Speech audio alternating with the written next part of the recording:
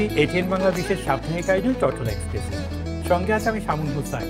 সুপ্রিয় দর্শক, আমাদের এই বিশেষ আয়োজনে আমন্ত্রিত অতিথি হয়ে উপস্থিত থাকেন চট্টগ্রামের সমাজ এবং রাষ্ট্রের সাথে সম্পৃক্ত বিশিষ্ট ব্যক্তি, যার মাধ্যমে আমরা জানতে চাই চট্টগ্রামের সমাজ এবং রাষ্ট্র অতীত, বর্তমান, আগামীর গতিপথ সহ নানান দিক জানতে চাই। চট্টগ্রামকে নিয়ে কী ভাবনা তার, ব্যক্তি জীবনে অপ্রকাশিত বিভিন্ন ঘটনা ও সফলতা ব্যর্থতার কথা। সুপ্রিয় দর্শক, আপনারা সকলেই জানেন এই চট্টগ্রাম এক্সপ্রেসের মাধ্যমে আমরা আলোচনা করি চট্টগ্রামের উন্নয়ন, সমস্যা এবং সম্ভাবনা নিয়ে। পাশাপাশি আমরা আজ এক বিশেষ বাহিনী নিয়ে কথা বলবো, যারা নিঃশব্দে নিরলসভাবে কাজ করে যাচ্ছেন আমাদের সমুদ্র, আমাদের উপকূলীয় অঞ্চলকে রক্ষার্থে কাজ করে যাচ্ছেন। বঙ্গোপসাগরের বিশাল জলরাশি থেকে শুরু করে কর্ণফুলীর মোহনা, চট্টগ্রাম বন্দর থেকে মহেশখালীর দ্বীপাঞ্চল পর্যন্ত, যেখানে আসলে সকলের চোখ যেখানে আসলে পৌঁছায় না, সেই জায়গা পর্যন্ত এই পাহাড় দেওয়ার ক্ষেত্রে বা নিরাপত্তার ক্ষেত্রে বা নিরাপদে রাখার ক্ষেত্রে আমাদের সমুদ্রকে, আমাদের উপকূলীয় অঞ্চলকে তারা নিরলসভাবে কাজ করছে। আমরা কথা বলবো বাংলাদেশ কোস্ট গার্ড নিয়ে।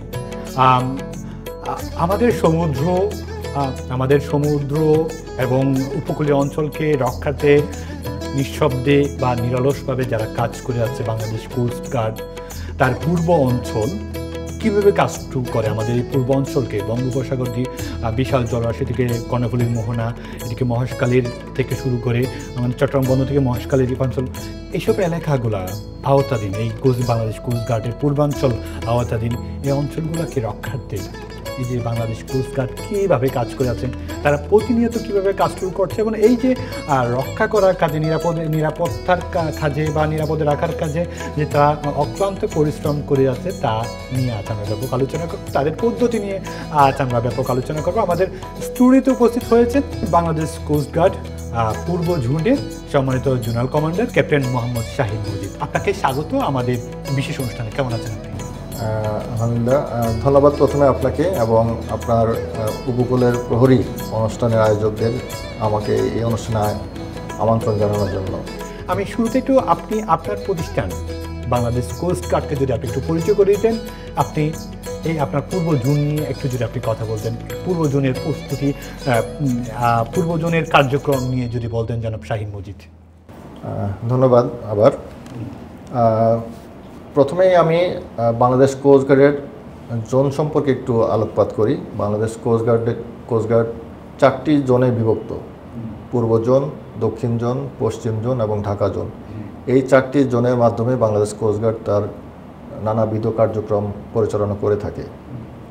বাংলাদেশ কোস্ট গার্ড পূর্ব জোন চট্টগ্রাম বিভাগের নোয়াখালীর লক্ষ্মীপুর থেকে বাংলাদেশের একদম দক্ষিণে অবস্থিত সেন্ট মার্টিন পর্যন্ত এই পূর্ব জোনের কার্যক্রম বিস্তৃত, উপকূলীয় অঞ্চল এবং সমুদ্র এলাকা নিয়ে। বাংলাদেশ কোস্ট গার্ড পূর্ব জোন কোস্ট গার্ড সৃষ্টির সূচনা লগ্ন থেকে উপকূলীয় অঞ্চলে এবং সমুদ্রে নিরাপত্তা প্রদানের পাশাপাশি চট্টগ্রাম বন্দরের নিরাপত্তা প্রদান, সমুদ্রে জলযান তল্লাশি, মৎস্য সম্পদ রক্ষা, অবৈধ মৎস্য সম্পদ আহরণে প্রতিহত করা, অবৈধ মাদক মানব পাচার রোধ, মিয়ানমার নাগরিকদের অবৈধ অনুপ্রবেশ, দুর্যোগকালীন উদ্ধার ও ত্রাণ কার্যক্রম পরিচালনা সহ সমুদ্রের পরিবেশ রক্ষায় গুরুত্বপূর্ণ দায়িত্বসমূহ দক্ষতার সাথে এই পূর্বজন পালন করে যাচ্ছে। বাংলাদেশ কোস্ট গার্ড আসলে এটার কখন থেকে যাত্রা শুরু, আপনাদের এটার মূল কাজ কি? বাংলাদেশ কোস্ট গার্ড মূলত 1995 সাল থেকে তার যাত্রা শুরু করে। সেই থেকে আজ অবধি প্রায় 30 বছর অতিক্রান্ত হয়েছে। এই 30 বছরে বাংলাদেশ কোস্ট গার্ড বাংলাদেশের উপকূলীয় এলাকা এবং সমুদ্র, আভ্যন্তরীণ জলপথ পর্যন্ত নিরাপত্তা প্রদানের পাশাপাশি জনগণের নিরাপত্তা, সমুদ্রের বাণিজ্যিক জাহাজ, মৎস্য সম্পদ রক্ষা, জেলেদের জীবন রক্ষা এবং বিভিন্ন প্রাকৃতিক দুর্যোগে ত্রাণ ও উদ্ধার কার্যক্রম বিভিন্ন সময়ে পরিচালনা করে আসছে এবং এইভাবে বাংলাদেশ কোস্ট গার্ড দেশের অর্থনীতিতে, দেশের বাণিজ্য রক্ষায় গুরুত্বপূর্ণ ভূমিকা পালন করে আসছে। মূলত আপনি কি কাজে নিজেকে খুব ব্যস্ত রাখেন? আপনি জোনাল কমান্ডার হিসেবে শাহিন মজিদ আসলে প্রতিনিয়ত কি করে? জোনাল কমান্ডার পূর্ব জোন হিসেবে আমার দায়িত্ব কৌশলগত, সময়নিষ্ঠ এবং বহুমাত্রিক। এই দায়িত্ব পালন করতে গিয়ে আমাকে প্রতিনিয়ত পেশাদারিত্ব, এবং গভীর নজরদারির মাধ্যমে আমার এই দায়িত্ব পালন করতে হয়। প্রতিদিনে যে মূল দায়িত্বগুলো আছে তার মধ্য থেকে উল্লেখযোগ্য কিছু বিষয়গুলি আপনাকে একটু অবহিত করি। প্রথমেই আমাকে নিরাপত্তা পরিকল্পনার পাশাপাশি আমাকে সমস্ত কার্যক্রম খুব নিবিড়ভাবে তদারকি করতে হয়। জি, সমুদ্র, উপকূল এবং আভ্যন্তরীণ জলপথে নিয়মিত নিরাপত্তা প্রদানের জন্য আমাকে প্রতিনিয়ত টহল কার্য পরিচালনা করতে হয়। সেই সাথে আমাকে বিভিন্ন অভিযান এবং অনুসন্ধান কার্যক্রম পরিচালনা করতে হয় এবং তা একটু বাস্তবায়নে তদারকি করে থাকেন এইসব। জি, তো এই কার্যক্রমগুলো করার জন্য কোস্টগার্ড পূর্ব জোনের বেজ, বিভিন্ন জাহাজ, বোট, স্টেশন এবং আউটপোস্টের কোস্টগার্ড সদস্যদের নিয়মিত প্রশিক্ষণ, তাদের শৃঙ্খলা, মনোবল এবং উন্নত চারিত্রিক বৈশিষ্ট্য আমাকে ধরে রাখার জন্য যে সমস্ত করণীয় দরকার কাজগুলো আমাকে প্রতিনিয়ত চালিয়ে যেতে হয়। সমুদ্র এবং নদীপথে যে সমস্ত অপরাধ এবং এই ধরনের আইন বিরুদ্ধ কাজগুলো পরিচালিত হয় সেগুলা বিশেষ করে আমাদের গোয়েন্দা তথ্যের উপর ভিত্তি করেই আমাদের বিভিন্ন অপারেশনগুলো পরিচালনা করা হয়ে থাকে এবং মাঝে মধ্যে আমাদেরকে বাংলাদেশ নৌবাহিনী, বিজিবি, র্যাব,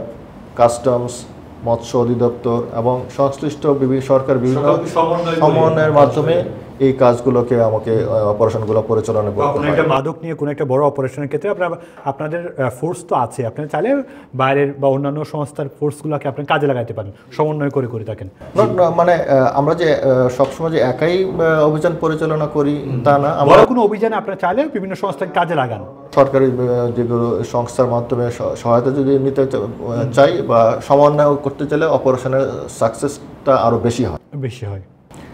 এছাড়াও এই সমস্ত কাজগুলো করার পাশাপাশি বিভিন্ন দুর্যোগ এবং প্রাকৃতিক বিভিন্ন কারণে যদি কোনো জানমালের ক্ষয়ক্ষতি হয়, এটা সমুদ্রে হতে পারে, উপকূল এলাকায় হতে পারে, তো এই সমস্ত কাজগুলোতে আমাকে দ্রুত সিদ্ধান্ত নিয়ে আমার দক্ষ জনবল এবং অ্যাসেটগুলোকে ডেপ্লয় করতে হয় যেন জানমালের ন্যূনতম ক্ষতিটা আমরা অ্যাভয়েড করতে পারি আর কি।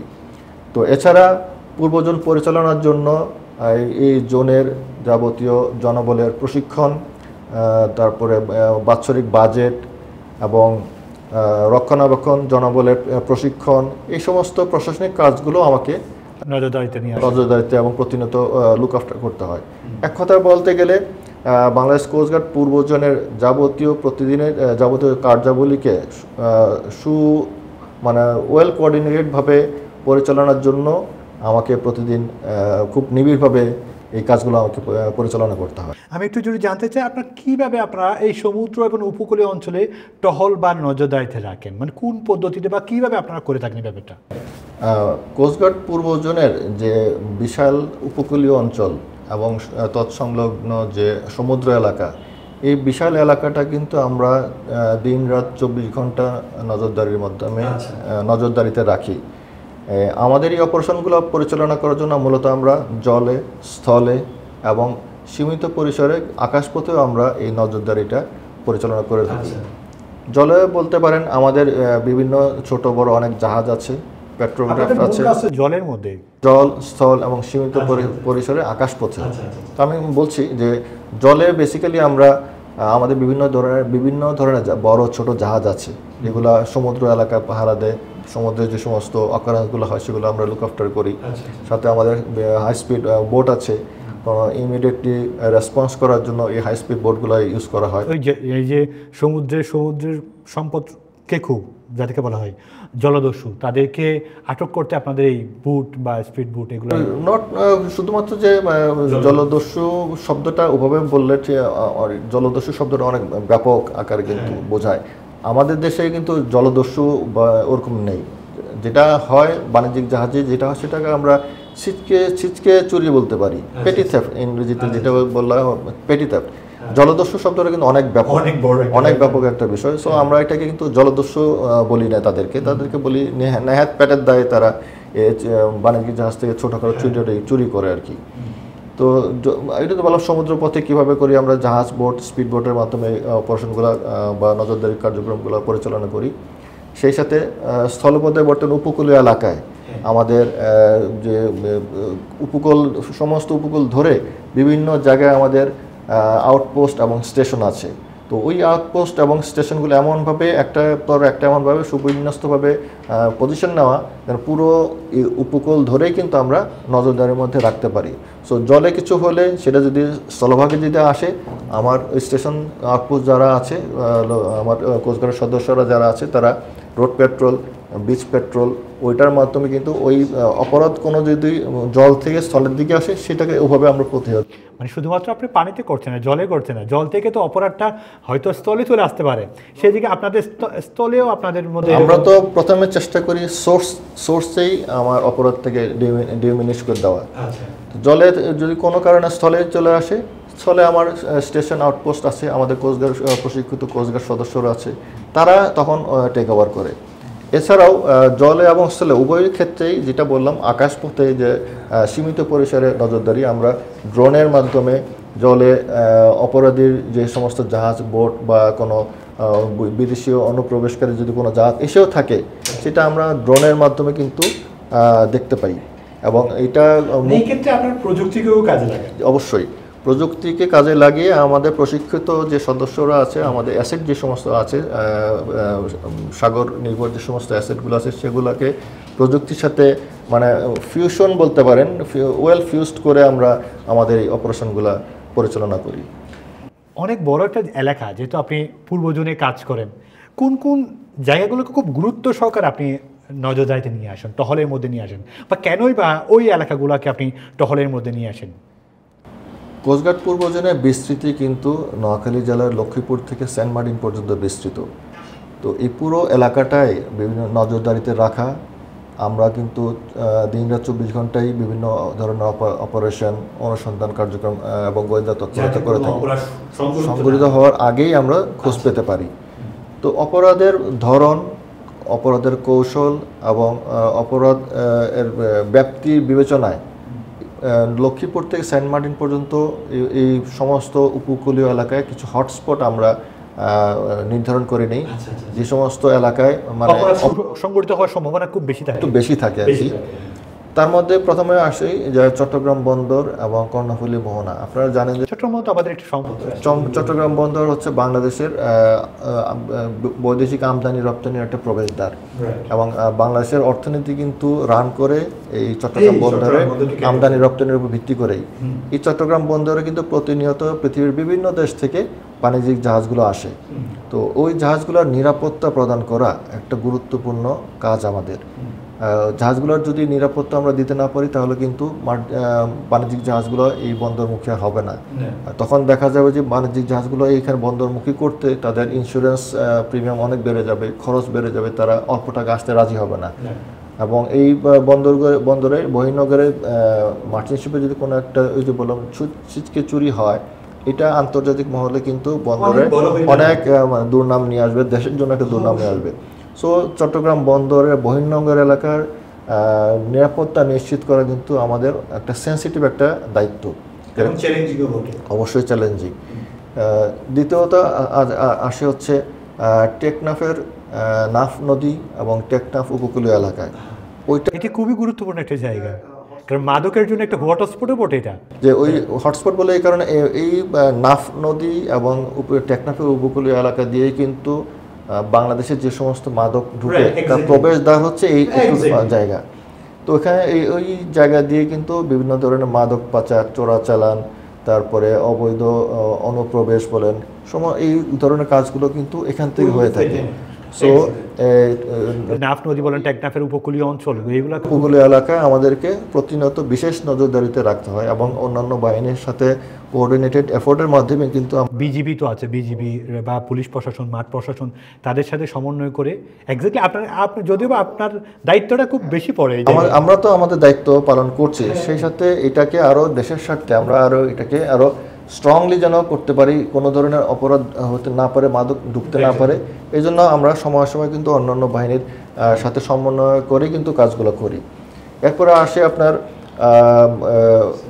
যে আন্তর্জাতিক জলসীমা যেটা আমরা ইন্টারন্যাশনাল ম্যারিটাইম বাউন্ডারি বলি, এই মাঝে মাঝে দেখা যায় যে আন্তর্জাতিক জলসীমা ক্রস করে কিন্তু কিছু অবৈধ ফিশিং ট্রলার চলে আসতে পারে, বাণিজ্যিক জাহাজ চলে আসতে পারে। সো এই অবৈধভাবে কেউ যেন আমাদের আন্তর্জাতিক জলসীমা অতিক্রম করে বাংলাদেশের অভ্যন্তরে চলে না আসতে পারে, অবৈধভাবে মাছ ধরতে না পারে, সেই জন্য কিন্তু আমাদের জাহাজ এবং ড্রোনের মাধ্যমে কিন্তু আমরা নজরদারি কার্যক্রমগুলো করি। এটাও খুব চ্যালেঞ্জিং একটা ব্যাপার। অবশ্যই আমাদের মানে পুরো মানে সমুদ্রের যে কোনো কাজই চ্যালেঞ্জিংয়ের মধ্যে এইটা আরেকটু বেশি ফ্লেভার দেয় আর কি। তারপর আপনার কুতুবদিয়া থেকে পার্কি বিচ, এইটা হচ্ছে আপনার এই যেটা বললাম বাণিজ্যিক জাহাজগুলোতে ছিচকে চুরে হয়, ছিচকে চোরগুলো কিন্তু উৎস হচ্ছে এই কুতুবদিয়া থেকে পার্কি এলাকার থেকে কিন্তু তাদের উৎস। তো ওরা চেষ্টা করে এই এলাকাগুলো থেকেই এই মার্চেন্ট।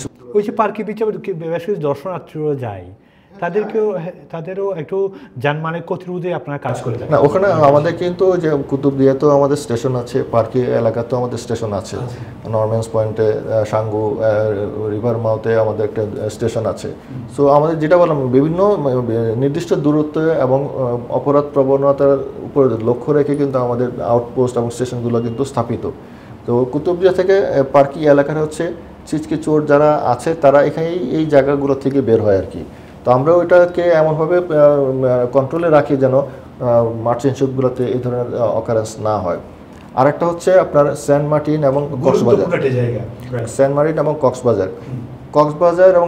কক্সবাজার তো সারা বছর ব্যাপী বিভিন্ন পর্যটক আনাগোনা হয়, সেই সাথে সেন্ট মার্টিনে বছরের একটা নির্দিষ্ট সময়ে পর্যটকরা আসে। তো এই পর্যটক আনাগোনার মধ্যেই কিন্তু বিভিন্ন ধরনের অপরাধ সংঘটিত হয়, মাদক পাচার, মানব পাচার, এই অঞ্চলগুলো থেকে কিন্তু মানে মানব পাচারের বিভিন্ন ইনসিডেন্টসও হয়েছে। সো এই কারণে এই কয়টা অঞ্চলকে আমরা হটস্পট হিসেবে বিবেচনায় রেখে আমাদের অপারেশনসগুলো পরিচালনা করি। জি, আসলে আপনার দক্ষতার বিচারে আপনাদের কেমন মনে হয়, আপনারা প্রশিক্ষিত জনবল নিয়ে একটু কাজ করেন, জনগণের আশা ভরসার স্থান আপনারা কীভাবে মানুষের মন জয় করেন, আমাদের আস্থা বিশ্বাসের জায়গা কীভাবে দখল করেন আপনারা? মানে এটা একটা সুন্দর একটা প্রশ্ন করেছেন যে আমরা কীভাবে এই কাজগুলো করি। একই কাজ তো অন্যান্য বাহিনী করছে। এর একটা প্রথম মানে উৎকৃষ্ট উদাহরণ হচ্ছে we are born at sea. আমাদের জন্মই সাগরে, আমরা সাগরে প্রশিক্ষিত। আমাদের অফিসার বলেন, নাবিক বলেন, সবাই সাগরের সাথে কিন্তু ট্রেন্ড আপ। অন্যান্য যেগুলোর কথা বলেছি তারা কিন্তু এরকম সাগরের সাথে বা জলের সাথে তেমন তাদের কোনো সম্পর্ক তেমন একটা। জাহাজ বলেন, হাই স্পিড বোট বলেন এবং সাগর বলেন, উত্তাল সাগর বলেন, তো এগুলো কিন্তু আমরা ফেস করে অভ্যস্ত। এই যে বললাম যে যে কাজে অভ্যস্ত, বিজিবি তারা স্থলবাহিনী, তারা স্থলে অভ্যস্ত এবং তারা সেখানে পারদর্শী। আমরা যেটা বললাম we are born at sea, আমরা আমাদের জন্মই সাগরে, সাগর নিয়ে আমাদের খেলা। আমরা বলি যে সি ইজ মাই প্লেগ্রাউন্ড। তো ওখানে আমাদের দক্ষতা অবশ্যই সাগরে, স্থলে যারা কাজ করে তাদের চেয়ে আমাদের দক্ষতা সাগরে অবশ্যই বেশি হবে, এবং ওই দক্ষতা এবং এক্সপিরিয়েন্সটা ব্যবহার করেই কিন্তু আমরা এই বিশাল সমুদ্র এবং উপকূলীয় এলাকায় আমরা আমাদের দায়িত্বগুলো পালন করছি, এবং উইদাউট এনি ভয়ভীতি ছাড়াই। আমাদের জানমালের ভয়ভীতি আমাদের মধ্যে নাই, কিন্তু সাগরে আমরা ডুবে যাব, মরে যাব। ওই এটা কি মনে হয় না আপনাদের প্রশিক্ষিত জনবলের কারণেই এটা সম্ভব? প্রশিক্ষণ একটা এক্সপিরিয়েন্স, অভিজ্ঞতা কিন্তু আপনি পয়সা দিয়ে কিনতে পারবেন না। অভিজ্ঞতার জন্য আপনাকে সময় ব্যয় করতে হবে, সময়ের সাথে আপনি অভিজ্ঞ হবেন। আমরা ওই সাগরে কাজ করার জন্য অভিজ্ঞ। আপনারা এর মধ্যে রিসেন্টলি আপনারা কীভাবে কী পরিমাণ অভিযান করলেন, আপনাদের সাফল্য কীরকম, আসলে কি আশানুরূপ কিনা, আমরা আশাবাদী হব কিনা এই কোস্টগার্ড থেকে? জানাব শাহীন মজিদ। বাংলাদেশ কোস্টগার্ড পূর্বজন সারা বছরব্যাপী আপনার বিভিন্ন ধরনের অভিযান পরিচালনা করে আমরা 385টি বিভিন্ন ধরনের অভিযান পরিচালনা করেছি, যার মাধ্যমে 365 জন গ্রেফতার হয়েছে, আসামি গ্রেফতার হয়েছে। 69টি দেশি বিদেশি অস্ত্র, 169টি দেশীয় অস্ত্র এবং প্রায় 1200 রাউন্ড তাজা গোলা আমরা উদ্ধার করতে সক্ষম হই। আর মাদক অপারেশনের ক্ষেত্রে বলতে পারেন আমরা প্রায় এই এক বছরে 210 কোটি টাকার প্রায় 35 লক্ষ পিস ইয়াবা, 5 কেজি ক্রিস্টাল মেথ, তারপরে 231 কেজি গাঁজা সহ প্রায় 241 জন মাদক কারবারিকে আমরা ধরতে সক্ষম হই। এছাড়াও চোরাচালান প্রতিরোধে কসমেটিক্স, কাপড়, তারপর বিভিন্ন অবৈধ পণ্য জব্দ করা হয়, যার বাজার মূল্য প্রায় 230 কোটি টাকার মতো। জলজ সম্পদ সংরক্ষণে আমরা বিভিন্ন সারা বছর ব্যাপী বিভিন্ন অপারেশন পরিচালনা করে থাকি, যেমন জাটকা নিধন রোধ, মা ইলিশ রক্ষা। এই সমস্ত অপারেশন পরিচালনা করতে যে প্রায় 14,210 কোটি টাকা অবৈধ জাল, অবৈধ মাছ এবং পোনা মাছ আমরা জব্দ করি। এর পাশাপাশি মানব পাচার রোধে বাংলাদেশ কোস্টগার্ড পূর্বজন ব্যাপক সাফল্য অর্জন করেছে। গত বছরের মধ্যে আমরা প্রায় 3,100 জন অবৈধ রোহিঙ্গা অনুপ্রবেশকারীদের আমরা ফিরিয়ে দিতে সক্ষম হই, এবং সেই সাথে আমরা 633 জন মানুষকে আমরা সাগর থেকে উদ্ধার করি, যারা বিভিন্ন প্রাকৃতিক দুর্যোগ বা জাহাজ বা নৌকাডুবির কারণে তারা সমুদ্রে পড়ে গিয়েছিল। তাদেরকে আমরা 633 জনকে আমরা উদ্ধার করি। সেই সাথে আমরা 30টি মৃতদেহ উদ্ধার করতে সক্ষম হই। দুর্যোগটা গত বছর আপনারা জানেন ঘূর্ণিঝড় রিমাল এবং মোচা হয়েছিল, এবং ওই ঘূর্ণিঝড় রিমাল এবং মোচাতে আমরা প্রায় 1000 মানুষকে আমরা উদ্ধার করেছি, এবং দুর্যোগ পরবর্তীকালীন সময়ে আমরা বিভিন্ন ত্রাণ সহায়তা প্রদান করেছি।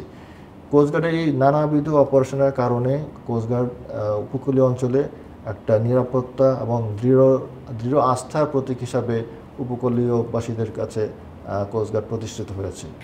এত অর্জনের পেছনের গল্প জুড়ে একটু জনাব শাহীন মজিদ জানতে চাই, কি কোনো চ্যালেঞ্জ মোকাবেলা করে কাজটা করতে হয় কিনা, আসলে জীবনের রিস্ক নিয়ে কাজটা করতে হয় কিনা, আসলে এটা আপনাদের জন্য কত চ্যালেঞ্জ মনে করেন আপনি? অবশ্যই যে কোনো সাফল্য অর্জনের পিছনে অবশ্যই চ্যালেঞ্জ কাজ থাকে, এবং চ্যালেঞ্জ নিয়েই কিন্তু আমাদের কাজ করতে হয় প্রতিনিয়ত, দিন রাত 24 ঘন্টা বিভিন্ন নানান ধরনের চ্যালেঞ্জ আমরা ফেস করি। এক্ষেত্রে কি সরকারের অন্যান্য সংস্থাকে আপনার কাছে পান কিনা জনাব শাহীন মজিদ? যেটা প্রথমে বললাম যে কোনো অভিযানের সাফল্য পেতে চাইলে অবশ্যই চ্যালেঞ্জ ফেস করেই সাফল্যটা আসে। সাফল্য এমনি এমনি আসে না, এবং এই সাফল্য অর্জন করতে যে আমাদের যারা সদস্য আছেন তাদেরকেও প্রতিনিয়ত মানসিক শারীরিক বিভিন্ন স্ট্রেসের মধ্যে দিয়ে যেতে হয়। কোনো কাজ কিন্তু স্বাভাবিক কাজ না। আমরা যে সমস্ত কাজগুলো করি সমুদ্র উপকূলীয় অঞ্চলে, এই কাজগুলো করতে হয় আমাদেরকে। এগুলোতে প্রচণ্ড মানসিক স্ট্রেস, শারীরিক এবং মানসিক স্ট্রেস কাজ করে। এর মধ্য থেকে কিন্তু আমাদের এই অভিযানগুলো পরিচালনা করতে হয়, এবং এই অভিযান পরিচালনা করার সময় নিঃসন্দেহে আমরা অন্যান্য বাহিনীর সহায়তা অবশ্যই পাই। একার পক্ষে তো এত বড় সাফল্য অর্জন করা সম্ভব না। পাশাপাশি আরেকটা গুরুত্বপূর্ণ কাজ করেন রোহিঙ্গাদের অনুপ্রবেশ, সেটা কিন্তু একটা সময় অনেক অবাধে প্রবেশ করতে পেরেছে, সেই জায়গায় এখন প্রবেশ ঠেকানো বা অনুপ্রবেশ করা, এটাও আপনাদের জন্য খুব চ্যালেঞ্জ মনে হয় না আপনারা? অবশ্যই একটা দেশ থেকে যখন অননুমোদিতভাবে মানুষের ঢল নেমে যখন আসে, সেটা যে কোনো দেশের জন্য কিন্তু ক্ষতিকর, এবং এটা আমাদের ক্ষেত্রেও এটা হয়েছে, এবং আমরা এটা নানাবিধভাবে আমরা এই অনুপ্রবেশের কারণে নানা প্রাকৃতিক, অর্থনৈতিক, সামাজিক বিভিন্ন দিক দিয়ে আমরা ক্ষতিগ্রস্ত। তো এই জন্য অবৈধভাবে মিয়ানমারের বাস্তুচ্যুত নাগরিকরা যেন আর বাংলাদেশে আসতে না পারে, সেই জন্য আমরা প্রতিনিয়ত বলতে পারেন সীমান্ত এলাকায়, স্থল সীমান্ত বলেন, সাগরে বলেন, আমরা একটা ব্যারিয়ার স্থাপন করতে সক্ষম হয়েছি, যে কারণে আগে যেরকম যে হারে অনুপ্রবেশ ঘটতো, এখন কিন্তু বলতে গেলে শূন্যের কোঠায়। পাশাপাশি এত বড় বড় বিশাল আমরা ঘূর্ণিঝড় দেখে বিপদের সময়ে দেশের ক্রান্তি মুহূর্তেও কিন্তু দেশবাসী বাংলাদেশ কোস্টগার্ডকে পায়। বাংলাদেশের প্রতিটা নাগরিকের নিরাপত্তা নিশ্চিত করার জন্য সরকার বিভিন্ন সংস্থা কাজ করে। তার মধ্যে বাংলাদেশ কোস্টগার্ড একটা সংস্থা, যেটা সাগর এবং উপকূলীয় অঞ্চলে মানুষের নিরাপত্তা নিশ্চিত করা, জানমাল রক্ষা করার জন্য দায়িত্বে নিয়োজিত। এবং এই কারণে কিন্তু কোস্টগার্ডের সদস্যদেরকে ওইভাবে সরকার তাদের অর্থ ব্যয় করে প্রশিক্ষণ দিয়ে যোগ্য দক্ষ করে হিসেবে জনসম্পদ হিসেবে তৈরি করেছে। তো ওই সেন্সে কিন্তু আমরা দায়বদ্ধ, সরকারের কাছে, দেশের মানুষের কাছে, উপকূলীয় জনগণের কাছে আমরা দায়বদ্ধ। তা যে কোনো প্রাকৃতিক দুর্যোগ বলেন বা যে কোনো কারণে যখন আমরা দেখি জানমালের ক্ষতি হচ্ছে, আমরা ওই দায়বদ্ধতা থেকেই কিন্তু আমরা মানুষদেরকে উদ্ধার করার জন্য এগিয়ে যাই। এতে করে আমরা নিজেরা যেমন একটা আত্মতৃপ্তি পাই যে সরকার আমাকে প্রশিক্ষিত করেছে, আমাকে ইকুইপ করেছে যে উপকূলীয় মানুষদেরকে রক্ষা করার জন্য, তাদের জানমালের হেফাজত করার জন্য। এবং আমরা যখন কোনো মানুষকে উদ্ধার করতে পারি, তাদেরকে বিভিন্ন প্রাকৃতিক বা যে কোনো দুর্যোগে পরে ত্রাণ সহায়তা দিতে পারি, মেডিকেল ক্যাম্পেইন সহায়তা দিতে পারি, তখন আমরা নিজেরাও একটা আত্মতৃপ্তি পাই যে না, আমরা দেশের জন্য, দেশের মানুষের জন্য, উপকূলের মানুষের জন্য কিছুটা করতে পেরেছি। আমাদের পক্ষে তো অত বেশি কিছু করা সম্ভব হয়ে ওঠে না, বাট আমরা চেষ্টা করি আমাদের উপর যে অর্পিত দায়িত্বগুলো আছে সেইটাই যেন আমরা মানে দক্ষতার সাথে মানে আত্মতৃপ্তি নিয়ে যেন আমরা দায়িত্বটা পালন করতে পারি, যাতে করে দেশের মানুষ উপকৃত হয়। কোস্টগার্ড পূর্বপর্যন্ত সারা বছর ব্যাপী বিভিন্ন ধরনের অপারেশন করে থাকে। আপনারা জেনে আনন্দিত হবেন যে গত মে মাস থেকে জুলাই মাস পর্যন্ত আমরা প্রায় 7,70,000 পিস ইয়াবা ধরতে সক্ষম হয়েছি, যার বাজার মূল্য প্রায় 38 কোটি টাকা, এবং 1 কেজি ক্রিস্টাল মেথ যার মূল্য 5 কোটি টাকা। জিনিস ছোট, দাম অনেক বেশি। জি জি। এছাড়াও আমরা রিসেন্টলি প্রায় 2217 বোতল বিদেশি মদ জব্দ করতে সক্ষম হয়, যার বাজার মূল্য প্রায় 4.5 কোটি টাকা। এছাড়াও অতি সম্প্রতি আমরা টেকনাফে একটা অস্ত্র অভিযান পরিচালনা করি, যেখানে আমরা প্রায় 3100 তাজা গোলা উদ্ধার করি এবং সাথে 4টি বিদেশি অস্ত্র উদ্ধার করতে সক্ষম হই। তো এই সমস্ত অপারেশনগুলো পরিচালনা করার মাধ্যমে কিন্তু দেশে আপনার অবৈধ মাদক পাচার বলেন, অবৈধ অস্ত্র পাচার বলেন, এগুলো ব্যাপক হারে হ্রাস পেয়েছে পূর্বের চাইতে, এবং এর ফলে দেশের অর্থনীতি, দেশের বাণিজ্য একটা মানে নিরাপত্তা বলয়ের মধ্যে চলে আসছে বলতে পারেন, যে কারণে দেশের অর্থনীতিতে আবার দেশের বাণিজ্যতে, সমুদ্র বাণিজ্যতে কোস্টগার্ডের ভূমিকাটা ব্যাপকভাবে মানে প্রতিষ্ঠিত হয়েছে বলতে পারেন। তখন তো দেখি কোস্টগার্ড অভিযান পরিচালনা করে, টহল উদ্ধার করে, বিভিন্ন আটক করে। আটককৃতদের তো আপনারা থানায় দিয়ে দেন, স্ব থানায় দিয়ে দেন এবং মামলাও করেন। পাশাপাশি যেগুলো জব্দ করেন এগুলোকে আপনারা কী করেন? সেগুলো কিন্তু আমরা কোর্ট থেকে আদেশ নিয়ে আমরা মানে একসাথে ধ্বংস করি, বিভিন্ন সরকারের বিভিন্ন সংস্থার উপস্থিতিতে, লোকাল স্থানীয় প্রশাসনের উপস্থিতিতে, মাদক নিয়ন্ত্রণ কর্তৃপক্ষের উপস্থিতিতে আমরা এই সমস্ত মাদক দ্রব্যগুলো ধ্বংস করি। কিছুদিন আগে আমরা সম্ভবত গত মে মাসে আমরা যেটা বললাম প্রায় 2200 বোতল অবৈধ মদ আমরা জব্দ করেছিলাম। সেগুলা আমাদের কোস্টগার্ড পূর্বজন বেজে বিভিন্ন লোকাল প্রশাসন, মাদক নিয়ন্ত্রণকারী কর্তৃপক্ষ, জেলা প্রশাসক এর উপস্থিতিতে আমরা এই মাদক সমূহ ধ্বংস করেছিলাম।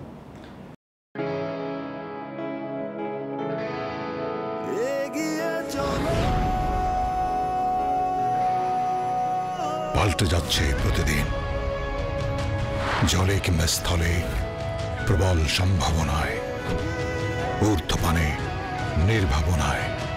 সেই সম্ভাবনাকে শক্তিশালী করতে, দীর্ঘস্থায়িত্ব নিশ্চিত করতে, নিরাপত্তার প্রতিশ্রুতি। HM Steel Expert B500 CWR। স্বাধীনতার সুবর্ণ জয়ন্তীতে নতুন বাংলাদেশ গড়ার প্রত্যয় এলো HM স্টিল। অভিজ্ঞ কর্মী বাহিনী, প্রতি স্তরে যত্ন। HM Steel Expert B500 CWR।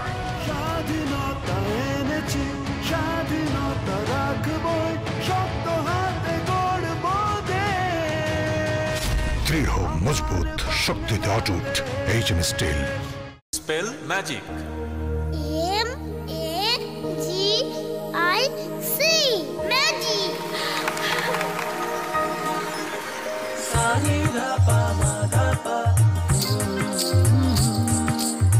সুস্বাদু পুষ্টিকর কিশোর নুডলস একমাত্র নুডলস যা পরিবারের সুষম খাদ্য নিশ্চিত করে, আর নিশ্চিত করে আপনার বেড়ে ওঠা সন্তানের সুন্দর ভবিষ্যৎ। Kishore noodles, mom's magic.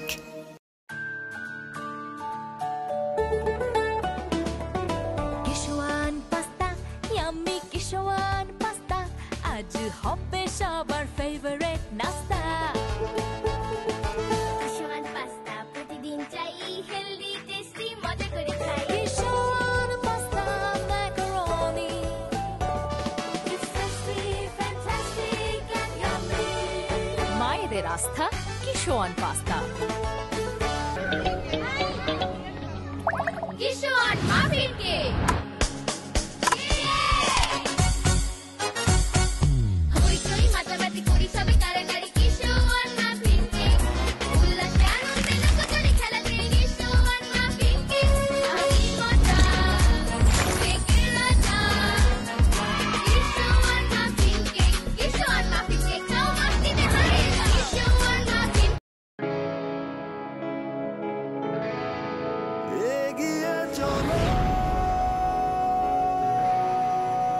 পাল্টে যাচ্ছে প্রতিদিন।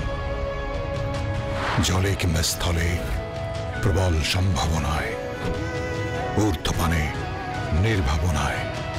সেই সম্ভাবনাকে শক্তিশালী করতে, দীর্ঘস্থায়িত্ব নিশ্চিত করতে, নিরাপত্তার প্রতিশ্রুতি। HM Steel Expert। HM Expert B500 CWR। স্বাধীনতার সুবর্ণ জয়ন্তীতে নতুন বাংলাদেশ গড়ার প্রত্যয় এলো HM স্টিল। অভিজ্ঞ কর্মী বাহিনী, প্রতি স্তরে যত্ন। HM Steel Expert B500 CWR। স্বাধীনতা এনেছি, স্বাধীনতা রাখবই, শক্ত হাতে গড়ব দেশ। দৃঢ় মজবুত, শক্তিতে অটুট। HM steel. Spell magic. MAGIC magic.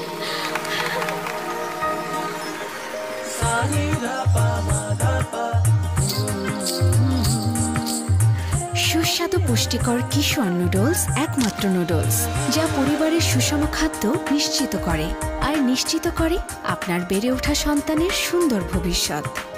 কিশোর নুডলস, মমস ম্যাজিক।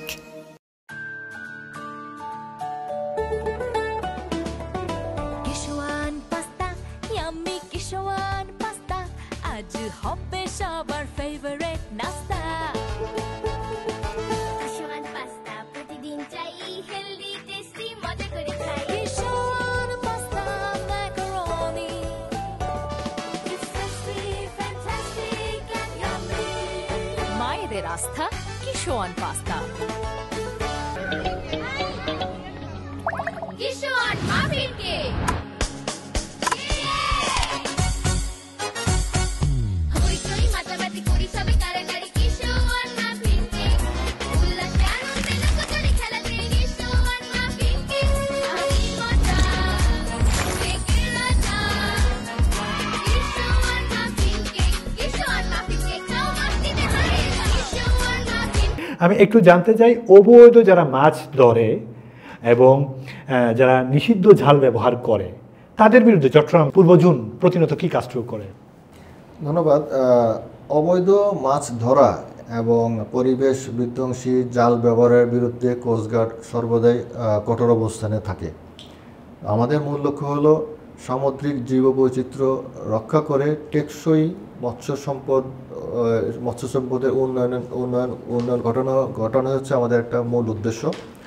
তো এই উদ্দেশ্য সফল করার জন্য সরকার ঘোষিত বিভিন্ন সময়ে যখন মাছ ধরা নিষিদ্ধ থাকে, বিশেষ করে ইলিশ মাছের প্রজনন সময়ে মাছ ধরা বন্ধ থাকে, জাটকা নিধন বন্ধ, জাটকা যাতে যেন নিধন করতে না পারে, ওই সমস্ত সময়গুলোতে আমরা প্রতিনিয়ত অভিযান পরিচালনা করি, দলবোর্ডের মতো অভিযান পরিচালনা করি এবং আমরা অবৈধ যে সমস্ত জাল আছে, যেমন বেহেন্দি জাল, কারেন্ট জাল, মশারি জাল, চরঘেরা জাল, এই সমস্ত জাল দিয়ে বেসিক্যালি ওরা মাছ সম্পদটাকে ওরা নষ্ট করে ফেলে এবং ওই সমস্ত জালে হেন মানে মাছের পোনা নাই যে আটকায় না। সো এটা মাছের বংশবিস্তারে মানে ব্যাপক নেগেটিভ একটা এফেক্ট কাজ করে, একটা প্রজননে কিন্তু অনেক বড় একটা ব্যাঘাত ঘটায় এই ব্যাপারটাতে। তো আমরা চেষ্টা করি এই সমস্ত জাল দিয়ে যেন আর মাছ না ধরতে পারে, অবৈধ জাল দিয়ে। এবং যখনই আমরা এই অবৈধ জালগুলো ধরি, আমরা উপস্থিত মৎস্য কর্মকর্তার উপস্থিতিতে জনসম্মুখে আমরা এগুলো বিনষ্ট করি, দৃশ্যমান একটা শাস্তির মতো, যেন এটা দেখে বাকি যারা জেলে আছে তারা যেন এই জালগুলা অবৈধ জাল ব্যবহার করে যেন আর মাছ না ধরে। প্রজনন মৌসুমে সরকার যখন নির্দেশনা দেওয়া হয় তখন আপনারা কি আলাদাভাবে তখন করেন কিনা, যে টহল জোরদারটা প্রজনন মৌসুমে আপনাদের কাজটা কি কঠিন হয় কিনা? এমনি সারা বছর তো করেন। বেশি প্রজনন মৌসুমে কিন্তু মাছ ধরা নিষেধ, কিন্তু যখন মাছ ধরার সময় হয় তখনও কিন্তু দেখা যায় যে অবৈধ জাল দিয়ে মাছ ধরে। অবৈধ জাল সেটা তখন অবৈধ জালের ব্যাপার চলে আসে। মাছ ধরার সময় হোক, সব মানে সারা বছরই কিন্তু অবৈধ জাল সবসময়ের জন্য নিষিদ্ধ। সো তখন মানে মাছ ধরার মৌসুমেও যখন কেউ অবৈধভাবে মানে অবৈধ জাল দিয়ে মাছ ধরে, আমরা অবৈধ জালগুলো তো নষ্ট করি জনসম্মুখে। সেই সাথে যারা এই জেলেরা যারা এর সাথে জড়িত তাদের বিরুদ্ধে নিয়মিত মামলা করা হয়, পুলিশের কাছে সোপর্দ করা হয়। এটা করার মেইন উদ্দেশ্য হচ্ছে তাদেরকে দেখে যেন অন্য জেলে যারা আছে, যারা অবৈধভাবে মাছ ধরার অভিপ্রায় ছিল তাদের মনের মধ্যে, সেটা যেন না আসে। তারাও যেন তাদেরকে দেখে অবৈধ জাল দিয়ে যেন মানে মাছ ধরার মৌসুমে যেন এই কাজগুলো না করে আর কি। সেতে আপনারা কঠিনভাবে কঠোর মানে নজরদারিতে না রাখেন, যে যখন একটি সরকারি নিষেধাজ্ঞা যেহেতু তখন বাস্তবায়নের ক্ষেত্রে তা কঠিন হন।